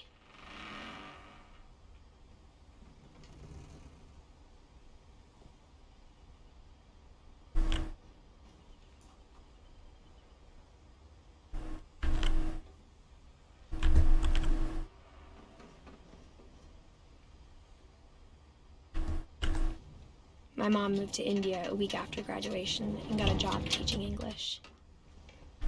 Louis was born a year later.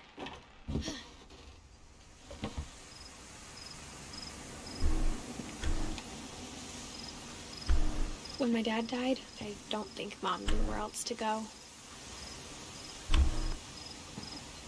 I'm sure Edie was happy to have her back.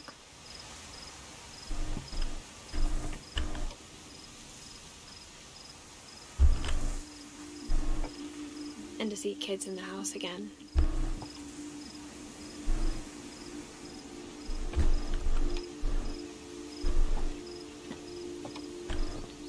The house had to get a little bigger, but Edie was used to that.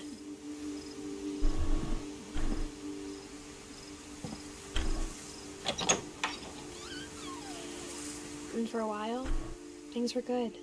Almost normal.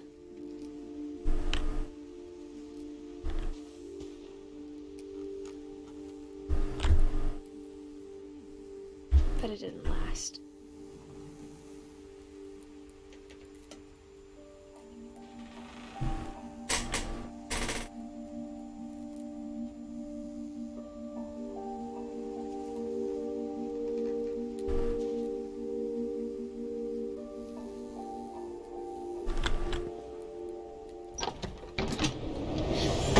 The beginning of the end was Milton's 10th birthday, when Edie gave him a castle.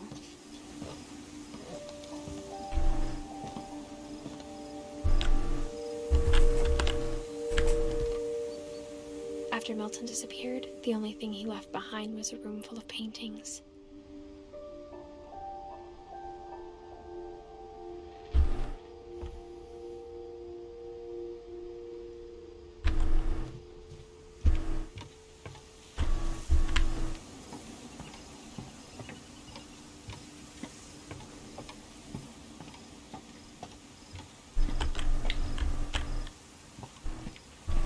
Il n'y a rien ici, ok.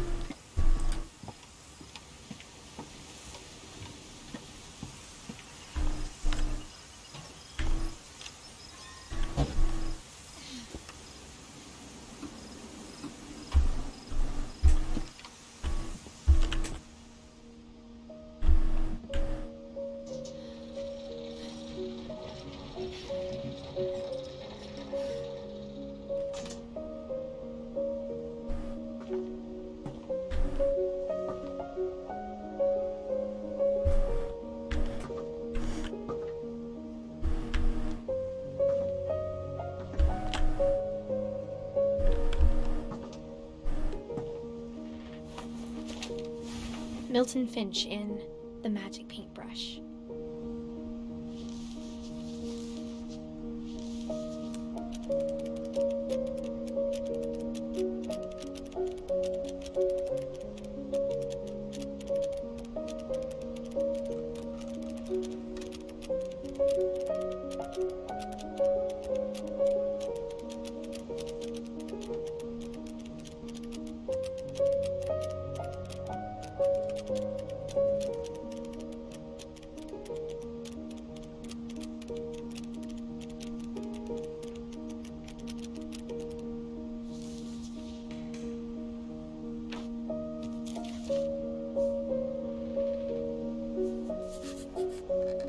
was 4 when Milton disappeared.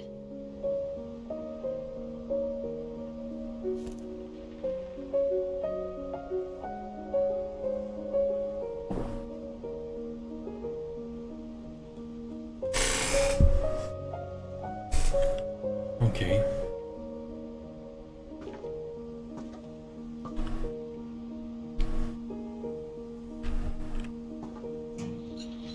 Mom spent months searching for my brother.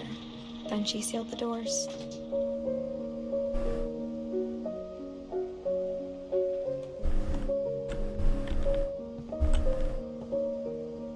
Whatever Milton had found in the house, Mom didn't want it getting out.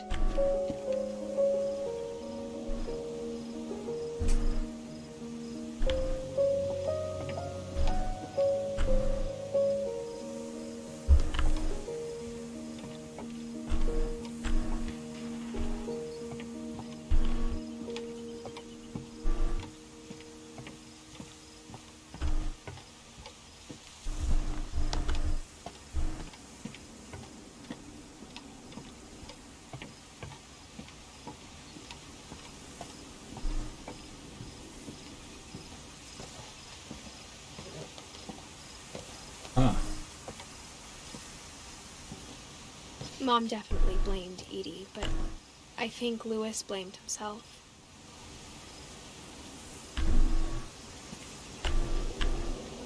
After he graduated, he just spent more and more time in his room, until Mom got him a job at the cannery.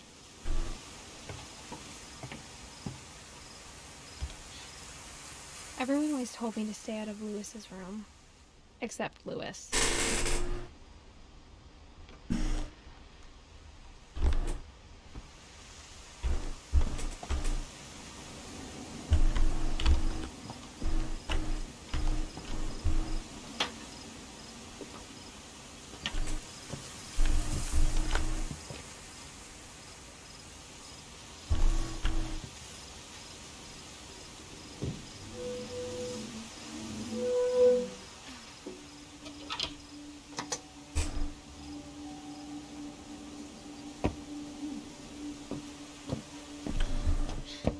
Lewis's room smelled very, very familiar. That part of him lived on. Okay. Smoked pot. And... Lewis and I spent a lot of time playing games together, but he was surprisingly bad at them. He died a lot.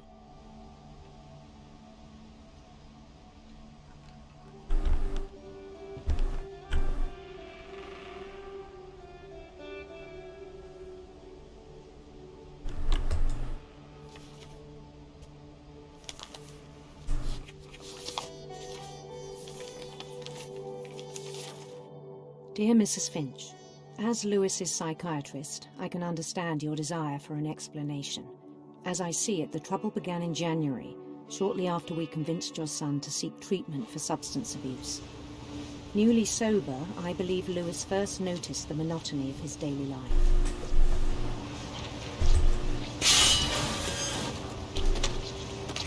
He kept working at the cannery, but he withdrew part of himself. In our sessions, I saw the same behavior. His mind began to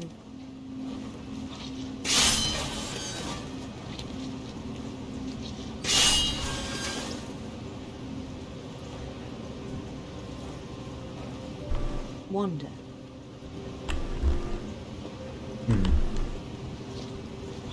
I asked him to describe it.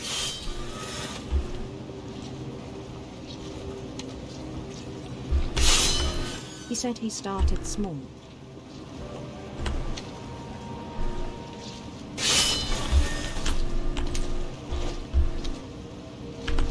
Imagining a labyrinth.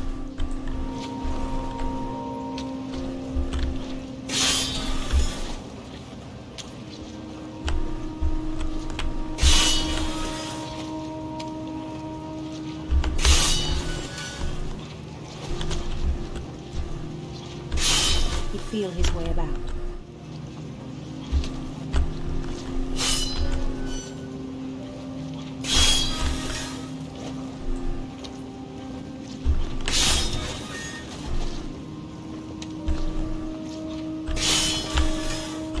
something moved.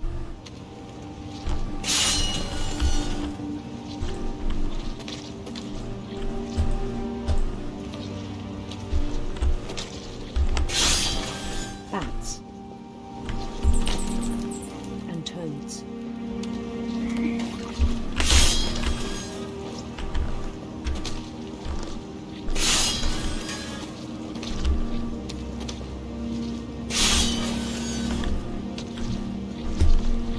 Things that have not names. He knew it was all in his head.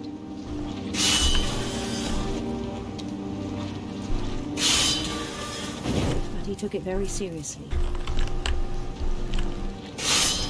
I had hoped he'd find himself.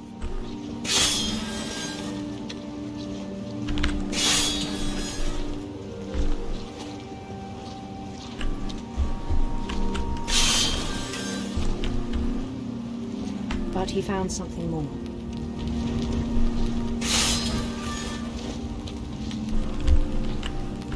I worried about him then, daydreaming at the cannery. I spoke with his boss. But he said Lewis had become a model employee. Methodical, tireless, focused.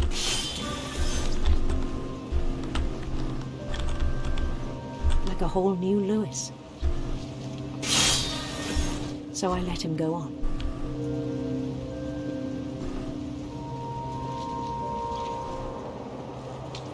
I even encouraged him. It seemed very promising at first.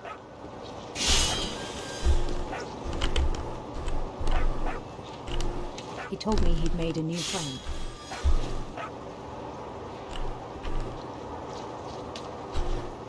On the edge of a city he named Lewis Topia.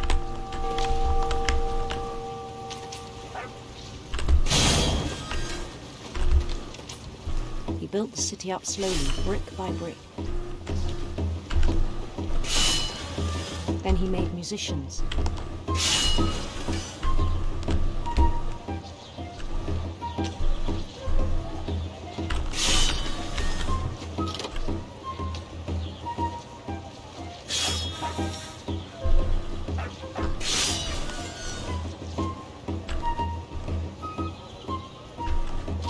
Songs for them to play.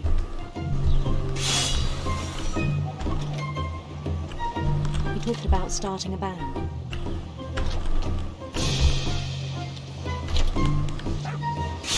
And he was always humming something. Every day his imagination grew stronger.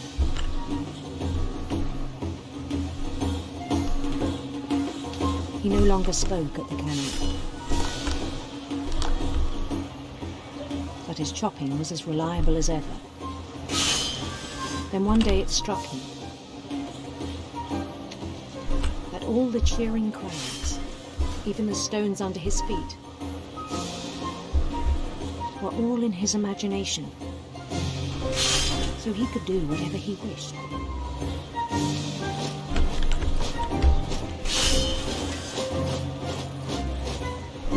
He held an election for mayor. And he won. They begged him to stay, but his mind was already wandering. It became a game for him.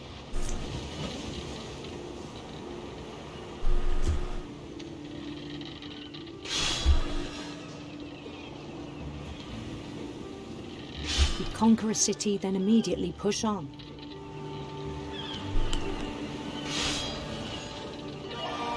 New Louisville.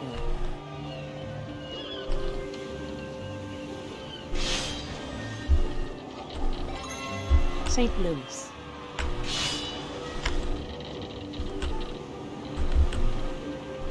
He started drifting away from our reality.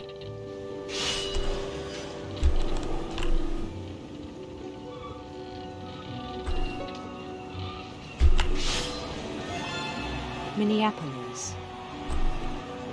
Until one day he forgot to go home from the cannery. Even as his mother pleaded with him, part of Lewis kept sailing on.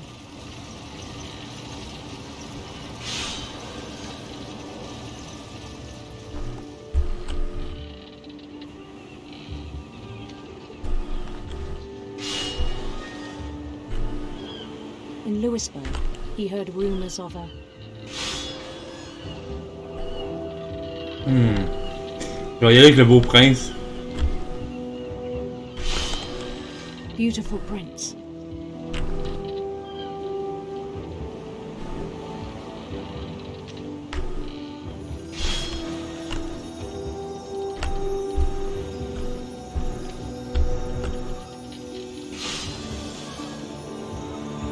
The prince was on his own quest for... Ah, des arcs-en-ciel. Oh, on va y avec les arcs-en-ciel. Radiant rainbows.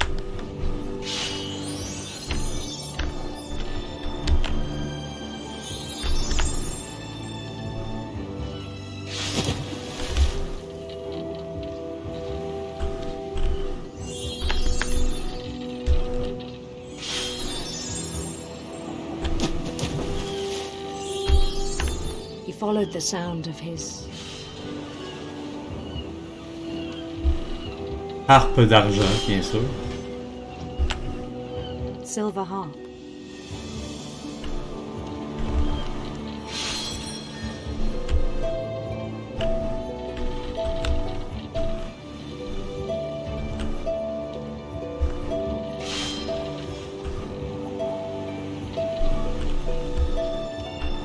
His chase led him to a golden palace east of the sun and west of the moon.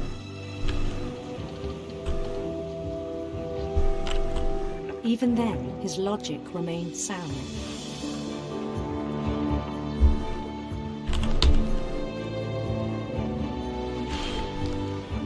He knew the world was all in his imagination.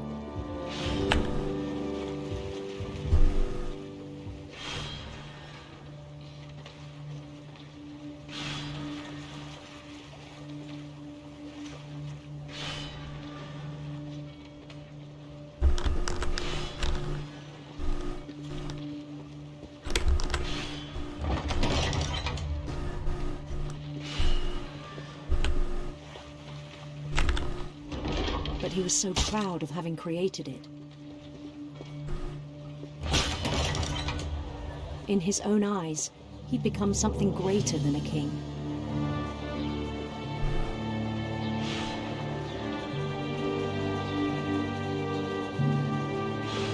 For someone who'd never known success in the real world, I think it was overwhelming. And then it struck him that the real Lewis was not the one chopping salmon, but the one climbing the steps of a golden palace.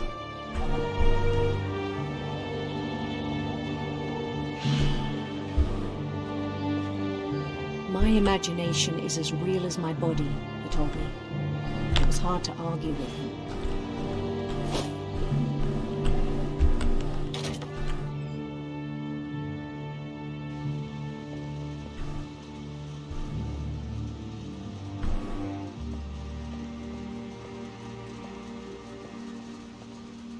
He began to forget the world we know.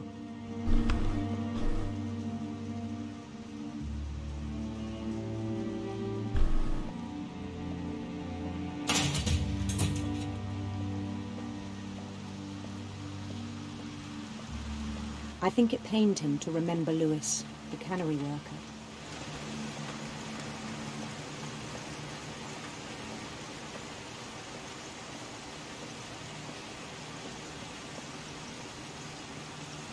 He began to despise the man with a royal contempt.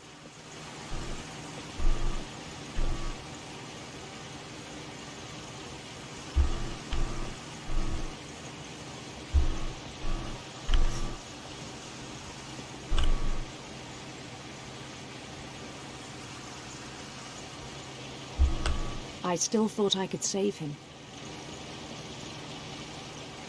Even after he said he was being crowned king over all the lands of wonder. The palace would be packed with his companions.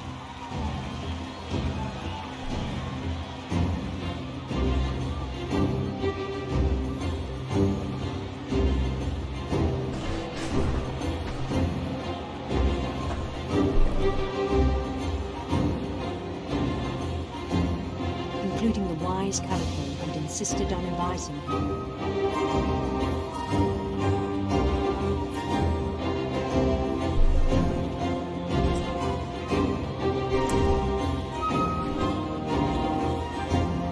Where's the cat? I don't know.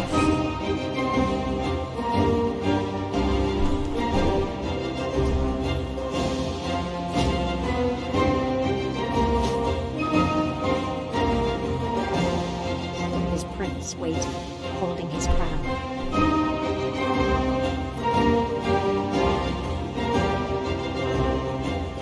There was only one thing left to do.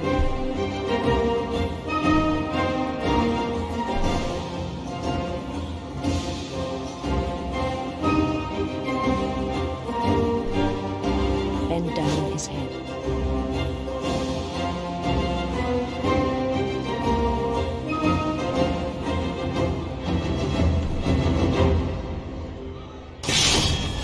And the rest I think you know.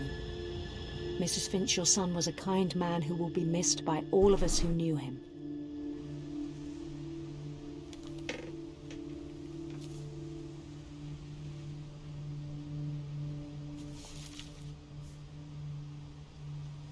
My brother was really cool. I wish you could have met him.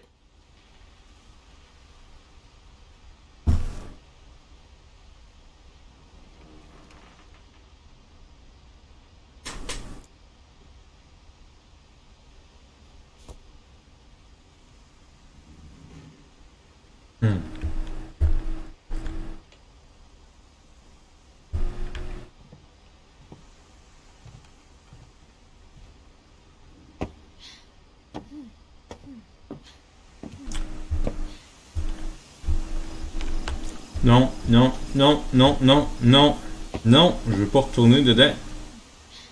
Non. Je veux sortir. Puis aller ici.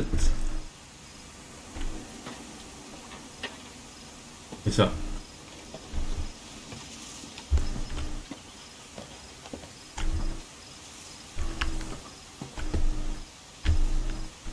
Ah.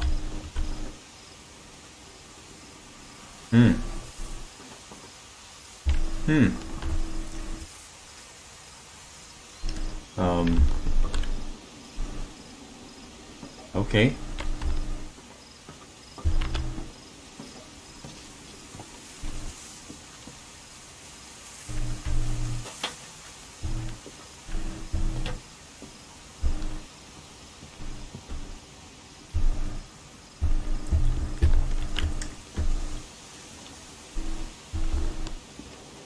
Where do I go from here?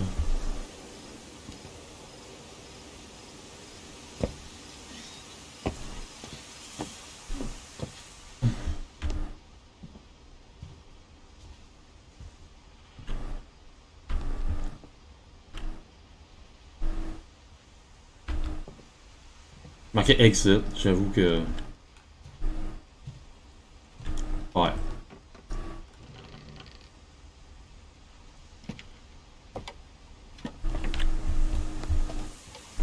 On the way back from Lewis's funeral, my mom told me to start packing. She waited until the day before we left to tell Edie. I'm not sure if she wanted to make it easier or harder.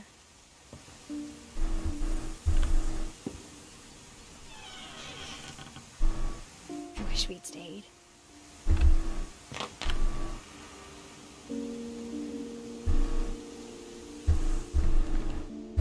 But I understand why we left.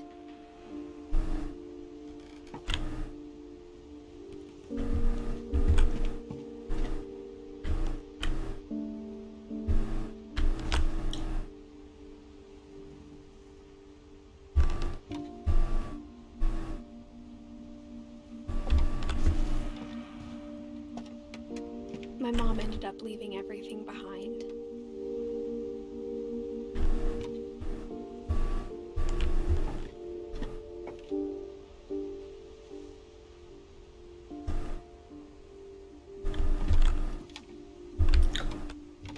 What happened that night had been coming for a long time. Maybe it should have come sooner.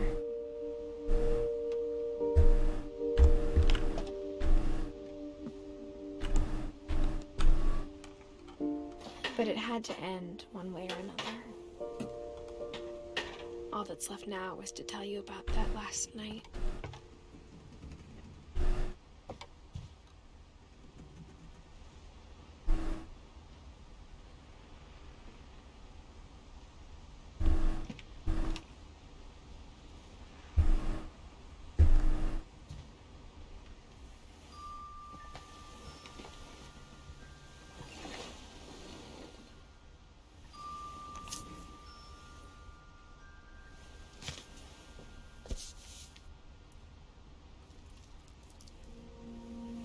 That whole last day, Edie just watched us pack and didn't say a word. Until supper, when she raised her glass and said, "To our final night together, and all our final nights apart." Grandma, you know what I said about alcohol. Some of your medications are very Edith, specific. I left a present for you in the hallway. Why don't you go open it? The grown-ups have to argue now. I'm sorry, you're right. We're all leaving tomorrow. Let's just enjoy our last... I'm not leaving. Edith, you're excused.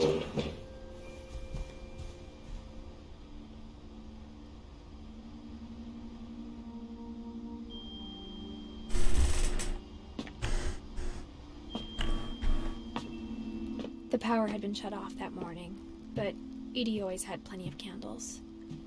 When my mom sealed the library, I don't think she knew about the other entrance.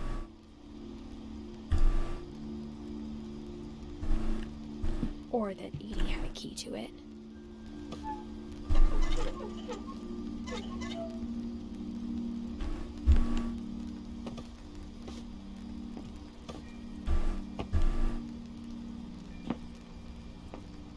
That thing you're afraid of isn't going to end when you leave the house. Edith has a right to know these stories. My children are dead because of your stories. I think it's best if Edith and I leave tonight. We'll have the nursing home send a van for you in the morning, okay?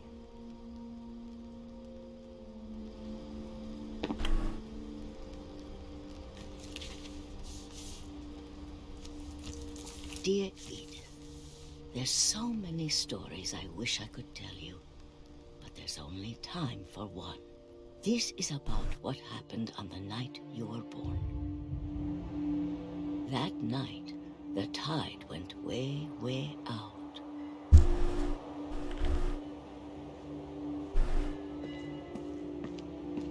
It was the first and last time I ever saw the old house aground. There'd been an earthquake out in the middle of the ocean. They called it the lowest tide in 1,000 years. God, it smelled awful. You know, I've seen that house every day of my life.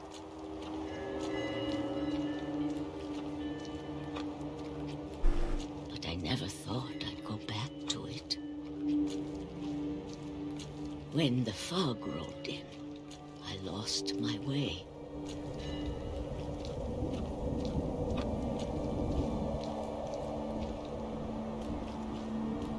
I got turned around.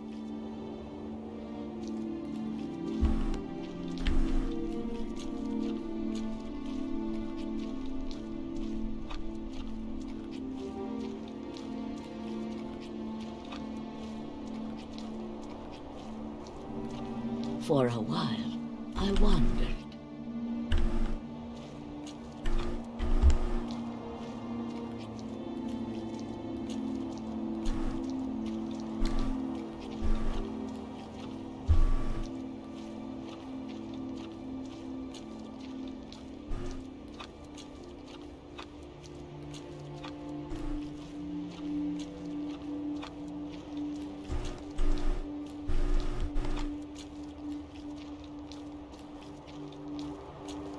I started seeing things.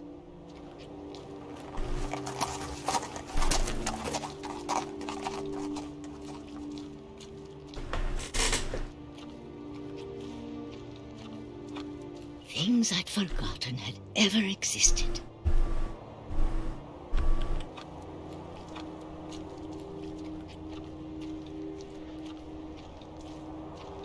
But when I saw them, they felt like old friends.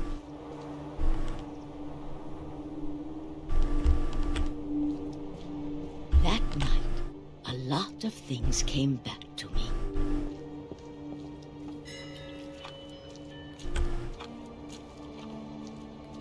Or maybe I came back to them.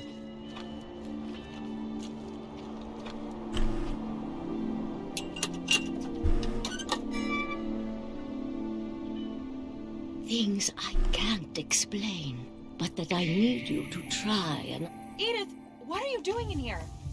It's mine. Edith! Mom, you're gonna rip it. Let go! I kicked and screamed, but Mom dragged me to the car.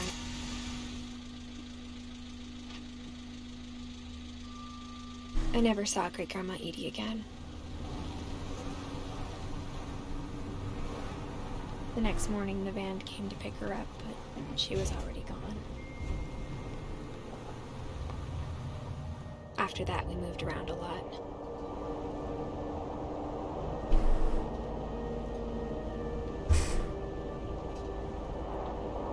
We both tried to make the best of it.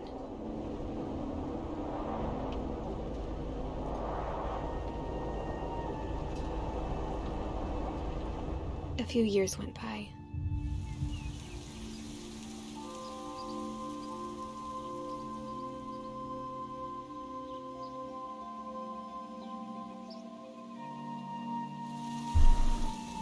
My mom didn't like to talk about it. But she started getting sick a lot. The rest happened pretty quickly.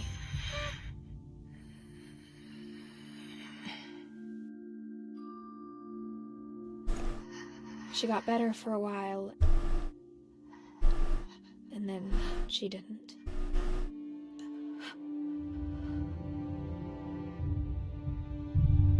And then I was alone.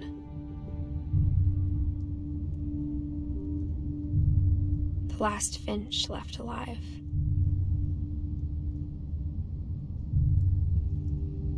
Until I found out about you. I'm still not sure what to tell you about all this. If we lived forever, maybe we'd have time to understand things. But as it is, I think the best we can do is try to open our eyes. Appreciate how strange and brief all of this is.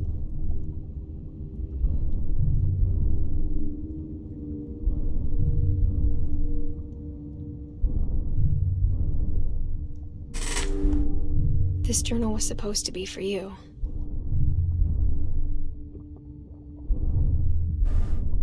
But now I hope you'll never see it. I just want to meet you and tell you all these stories myself. But I guess if you're reading this now, things didn't work out that way.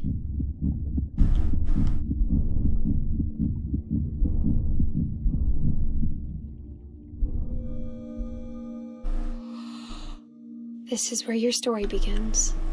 I'm sorry I won't be there to see it. It's a lot to ask, but I don't want you to be sad that I'm gone.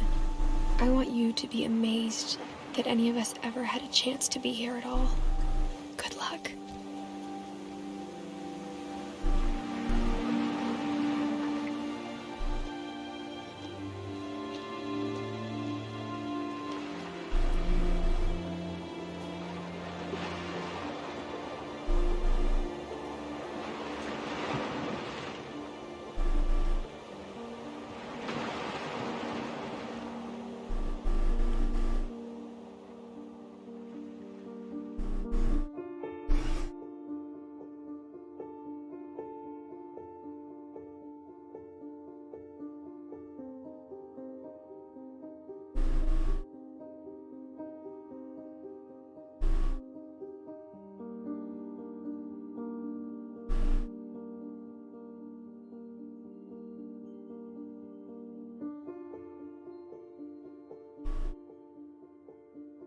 La fin de tout. C'est vraiment la fin. ok.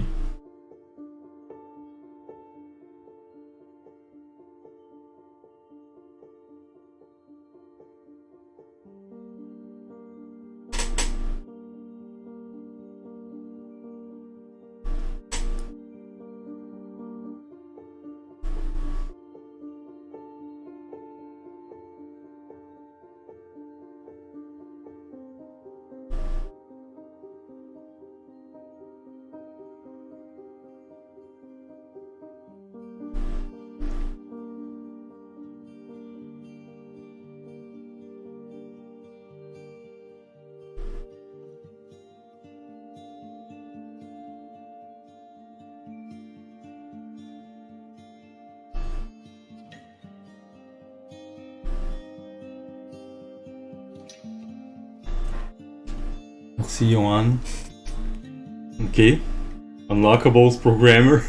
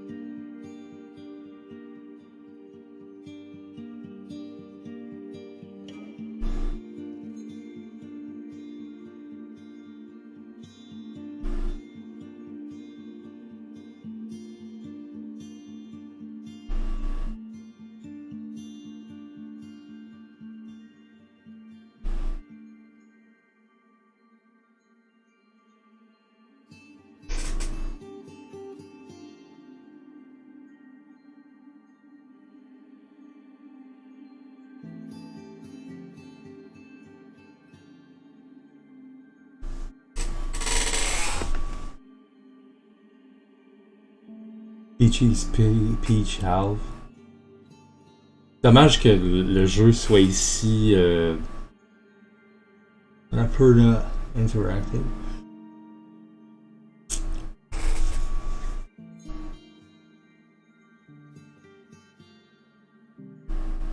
Que le jeu ait autant de problèmes au niveau des graphismes, là. Parce que sinon, écoute...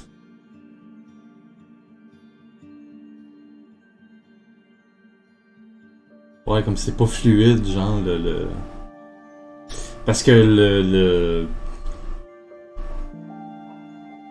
la façon qu'ils font les credits, là, c'est parmi les plus beaux credits que j'ai vu de ma vie, là. Pour vrai, là.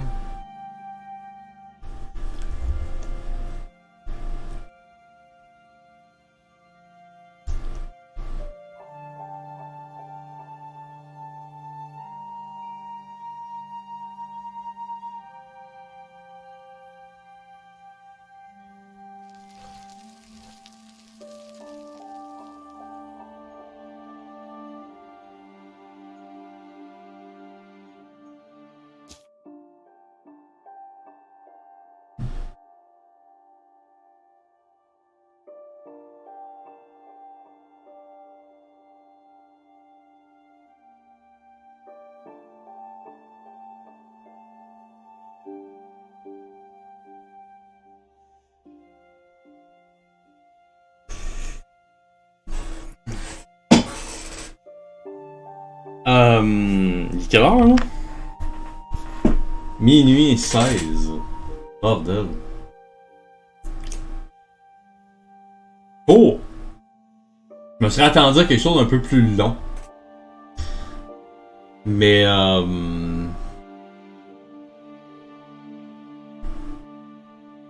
ouais, si c'était pas des bugs graphismes que j'ai eu de temps à autre, absolument magnifique, pour vrai. Comme jeu. Au niveau de l'histoire, au niveau de tout ça.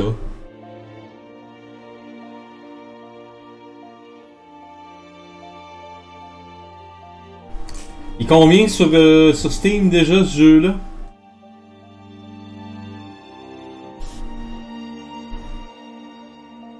Je me souviens plus il est combien.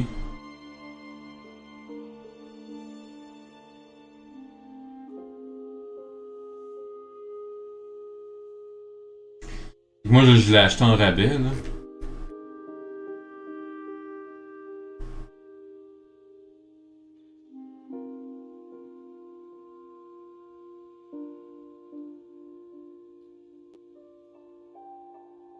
Ok.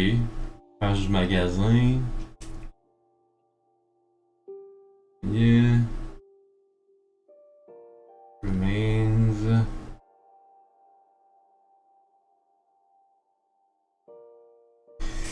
Il est normalement à 21,99. Il est présentement jusqu'au 5 janvier. Il est en promotion à 6,59. Donc à peu près à 7 piastres.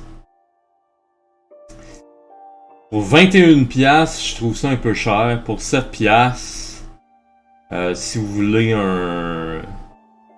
Si vous cherchez ce genre de petit jeu-là, qui est pas vraiment un puzzle, c'est plus un walking simulator, je dirais. Avec... Ce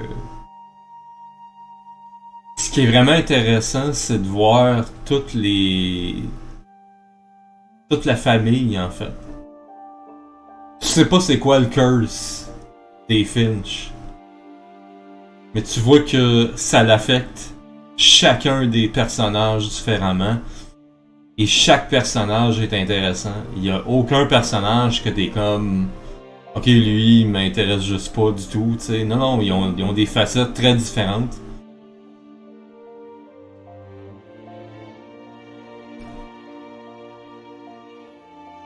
Et c'est vraiment de passer de chacun des personnages à l'autre que t'es comme oh ok. Tu finis par builder l'histoire de la famille en tant que telle, pis t'es comme ok c'est nice en asti là. Pour vrai là. Pour 7 piastres, oui, ça va à peine. Pour 22, un peu court. Faut que je l'admette. Je m'attendais peut-être à quelque chose d'un peu plus... Ouais, fait que rabais, ça va à peine. Plein prix, si vraiment vous le voulez et puis vous voulez encourager le studio, allez-y, achetez-le plein prix, là. Mais tu sais, si vous êtes pas sûr, ainsi de suite, je vous dirais que achetez-le à rabais, peut-être. Mais ouais, non. J'aime bien le jeu. Le gros défaut du jeu, c'est les problèmes graphiques, là. Moi, ça lâchait pas d'être... de bloquer, là, tout le temps, là. J'ai eu bien de la misère. C'est bien la première fois où c'est très rare de jouer des jeux qui marchent mieux avec les graphismes au coton à ultra.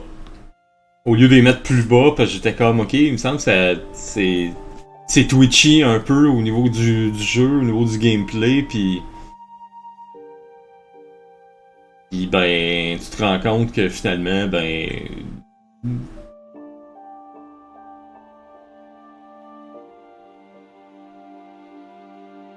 C'est pas en baissant les graphismes. Habituellement, quand tu baisses les graphismes, justement, t'es comme, ok, ben là, le jeu va mieux, là. Demande moins sur le processeur, demande moins sur la mémoire vive. Mais là, non. Il marche mieux avec les graphismes boostés. Fine. Mais ouais. C'est à mon avis le gros défaut du jeu.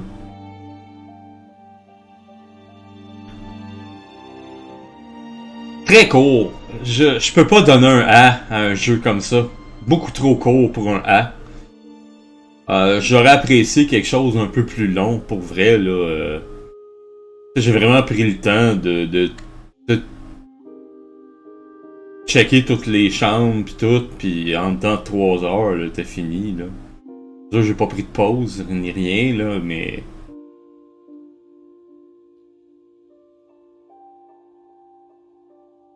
3 heures, c'est court pour un jeu. Je peux pas donner un A pour un jeu à 3 heures. À moins que ce soit que soit un jeu vraiment pas cher, tu sais, comme... je dirais peut-être maximum 5$, là, mais... Ouais, là, à 7 piastres. Je sais, ouais, non. Je voulais juste savoir quelque chose. Puis habituellement, c'est 22 piastres, là. Au-dessus de 20 piastres. Mais vous avouez que 3 heures pour un jeu de 20 piastres, là. C'est cher en esti, là. C'est cher en tabarnak. Mais de grande qualité. Ça pour ça. No joke. De très belles réflexions sur la vie en général, sur qu'est-ce que c'est de vivre pis tout. Tu sais, dans une famille où est-ce que t'es cursé. Où est-ce que la mort va t'attraper d'une façon différente ou pas. Tu sais, pis c'est pas comme si tout le monde était éternel, mais c'est juste... Tu regardes ça dans le fond, tu sais, c'est des curses pis t'as le kit, mais... Tu sais, il y en a qui ont vécu des longues vies, mais c'est juste... Ils sont tous morts de façon... soit trop vite, ou emplis de tristesse inouïe. Ouais. Donc, boy. Oh boy.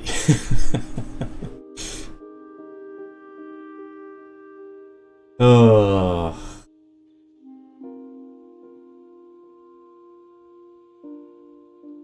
Mais ouais.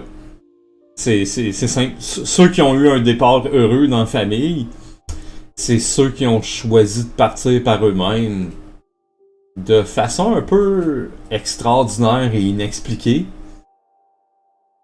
C'est comme quand tu regardes Molly, que dans le fond, que c'est transformé en monstre qui l'a mangé elle-même. Tu sais, c'est weird un peu. T'as Calvin qui... Ben, tu supposes que, bon, il a fait une couple de spins avec la balançoire, puis il est parti, puis il est mort là, mais... C'est pas vraiment expliqué qu'il est mort, là, tu sais, c'est juste expliqué que... Phew, il a volé, puis that's it, là, puis... Whatever, il est-tu parti pour les étoiles, tu sais pas. Il y a Milton. La façon qu'il est disparu, Milton... T'sais, si tu veux être logique puis rester dans le réalisme, il a fugué, Milton. Il a juste fugué. That's it. Mais tu sais, tu regardes la bande dessinée qu'il a faite, la bande animée plutôt qu'il a faite, ben il a créé un portail magique par lequel il s'est sauvé lui-même. Et t'es comme, ok.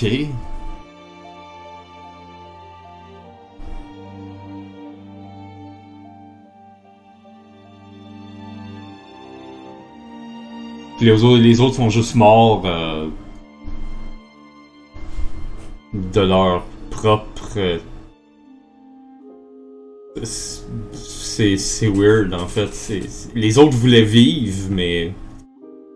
Ceux qui ont choisi de vivre, comme Barbara, par exemple, ou Walter, ou Eddie, ou même Dawn, Sam, c'est des gens que... Oui, ils ont choisi de vivre, mais la vie était tellement difficile pour eux autres que...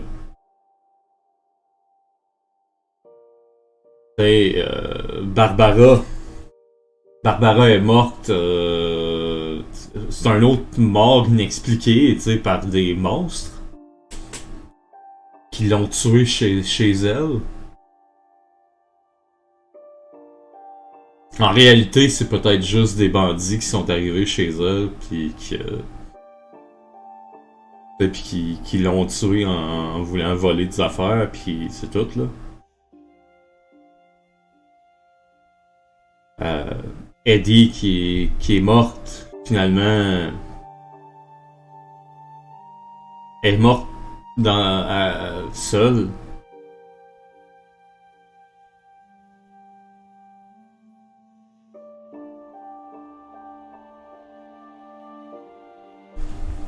C'est simple. Parce qu'à la fin, tout ce qui lui restait à Edith, c'était Dawn puis Edith. Quand Dawn a dit comme non, je te place à quelque part pis c'est tout, Edith a juste... Ok, ben j'ai plus de raison de vivre, c'est bon. Tu m'enlèves ma raison de vivre. Ma raison de vivre, c'est ma famille. Fait que si tu m'enlèves ça, c'est bien de valeur, mais c'est fini, là.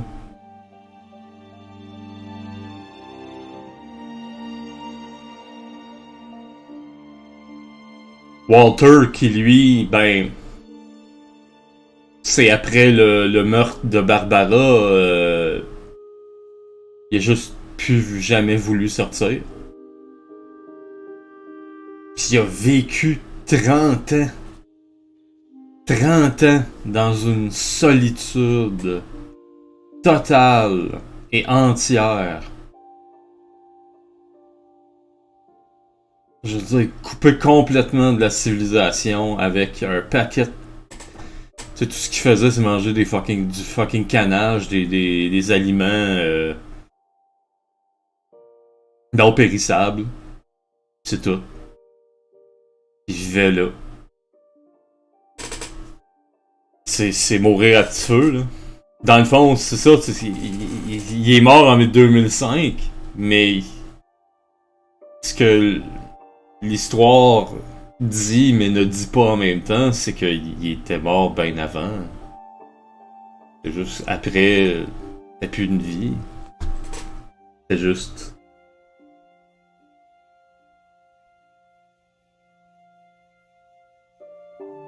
C'était plus vivre, c'était juste être là. C'était juste exister. Puis arrêter de vivre.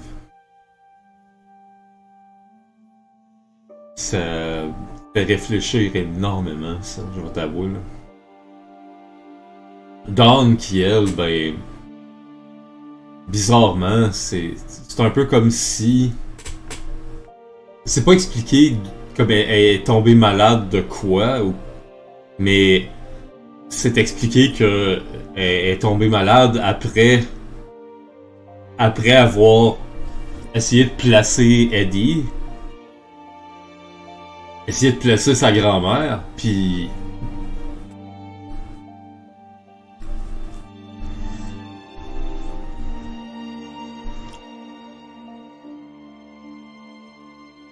c'est un peu comme si en faisant ça, en décidant de s'en aller de la maison, puis de les Finch, parce qu'elle blâmait les Finch au bout. C'est un peu comme si le curse avait fait, bon ok, mais je vais te punir. Voici ta punition, tu meurs d'une maladie incurable quelconque, et c'est tout, t'es mort. Fini là. C'est vraiment... Ah, ok.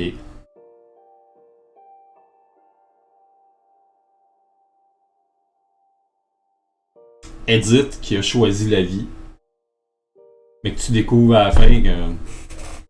Alors, je peux dire spoiler alert, mais tu sais, je viens de jouer le jeu au complet, là, fait que tu sais, si vous faites spoiler puis vous écoutez, là,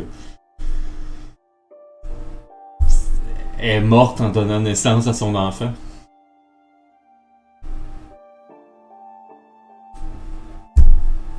Un peu comme si le curse disait comme ok, ben là le curse va finir avec toi là. Et elle a fait comme non, je suis enceinte. Je donne la vie à quelqu'un. Le curse continue. Le curse est fait comme ok. Mais moi ça me tente plus de continuer. Fait que bye. Tu meurs là en. Tu sais, voilà ton curse, tu sais.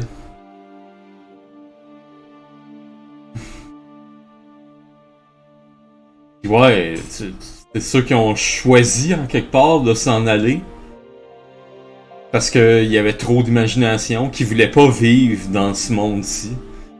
Des gens comme Calvin qui s'est envolé Molly qui s'est fait manger par elle-même. Gregory qui s'est transformé en grenouille puis qui s'est sauvé par l'eau du bain. Milton par un portail magique. Louis s'est juste suicidé dans le fond. C'est quand il se fait couronner à la fin là, c'est juste. Oh ouais, il se met la tête dans le tranchage de poisson. Clac. C'est... My God.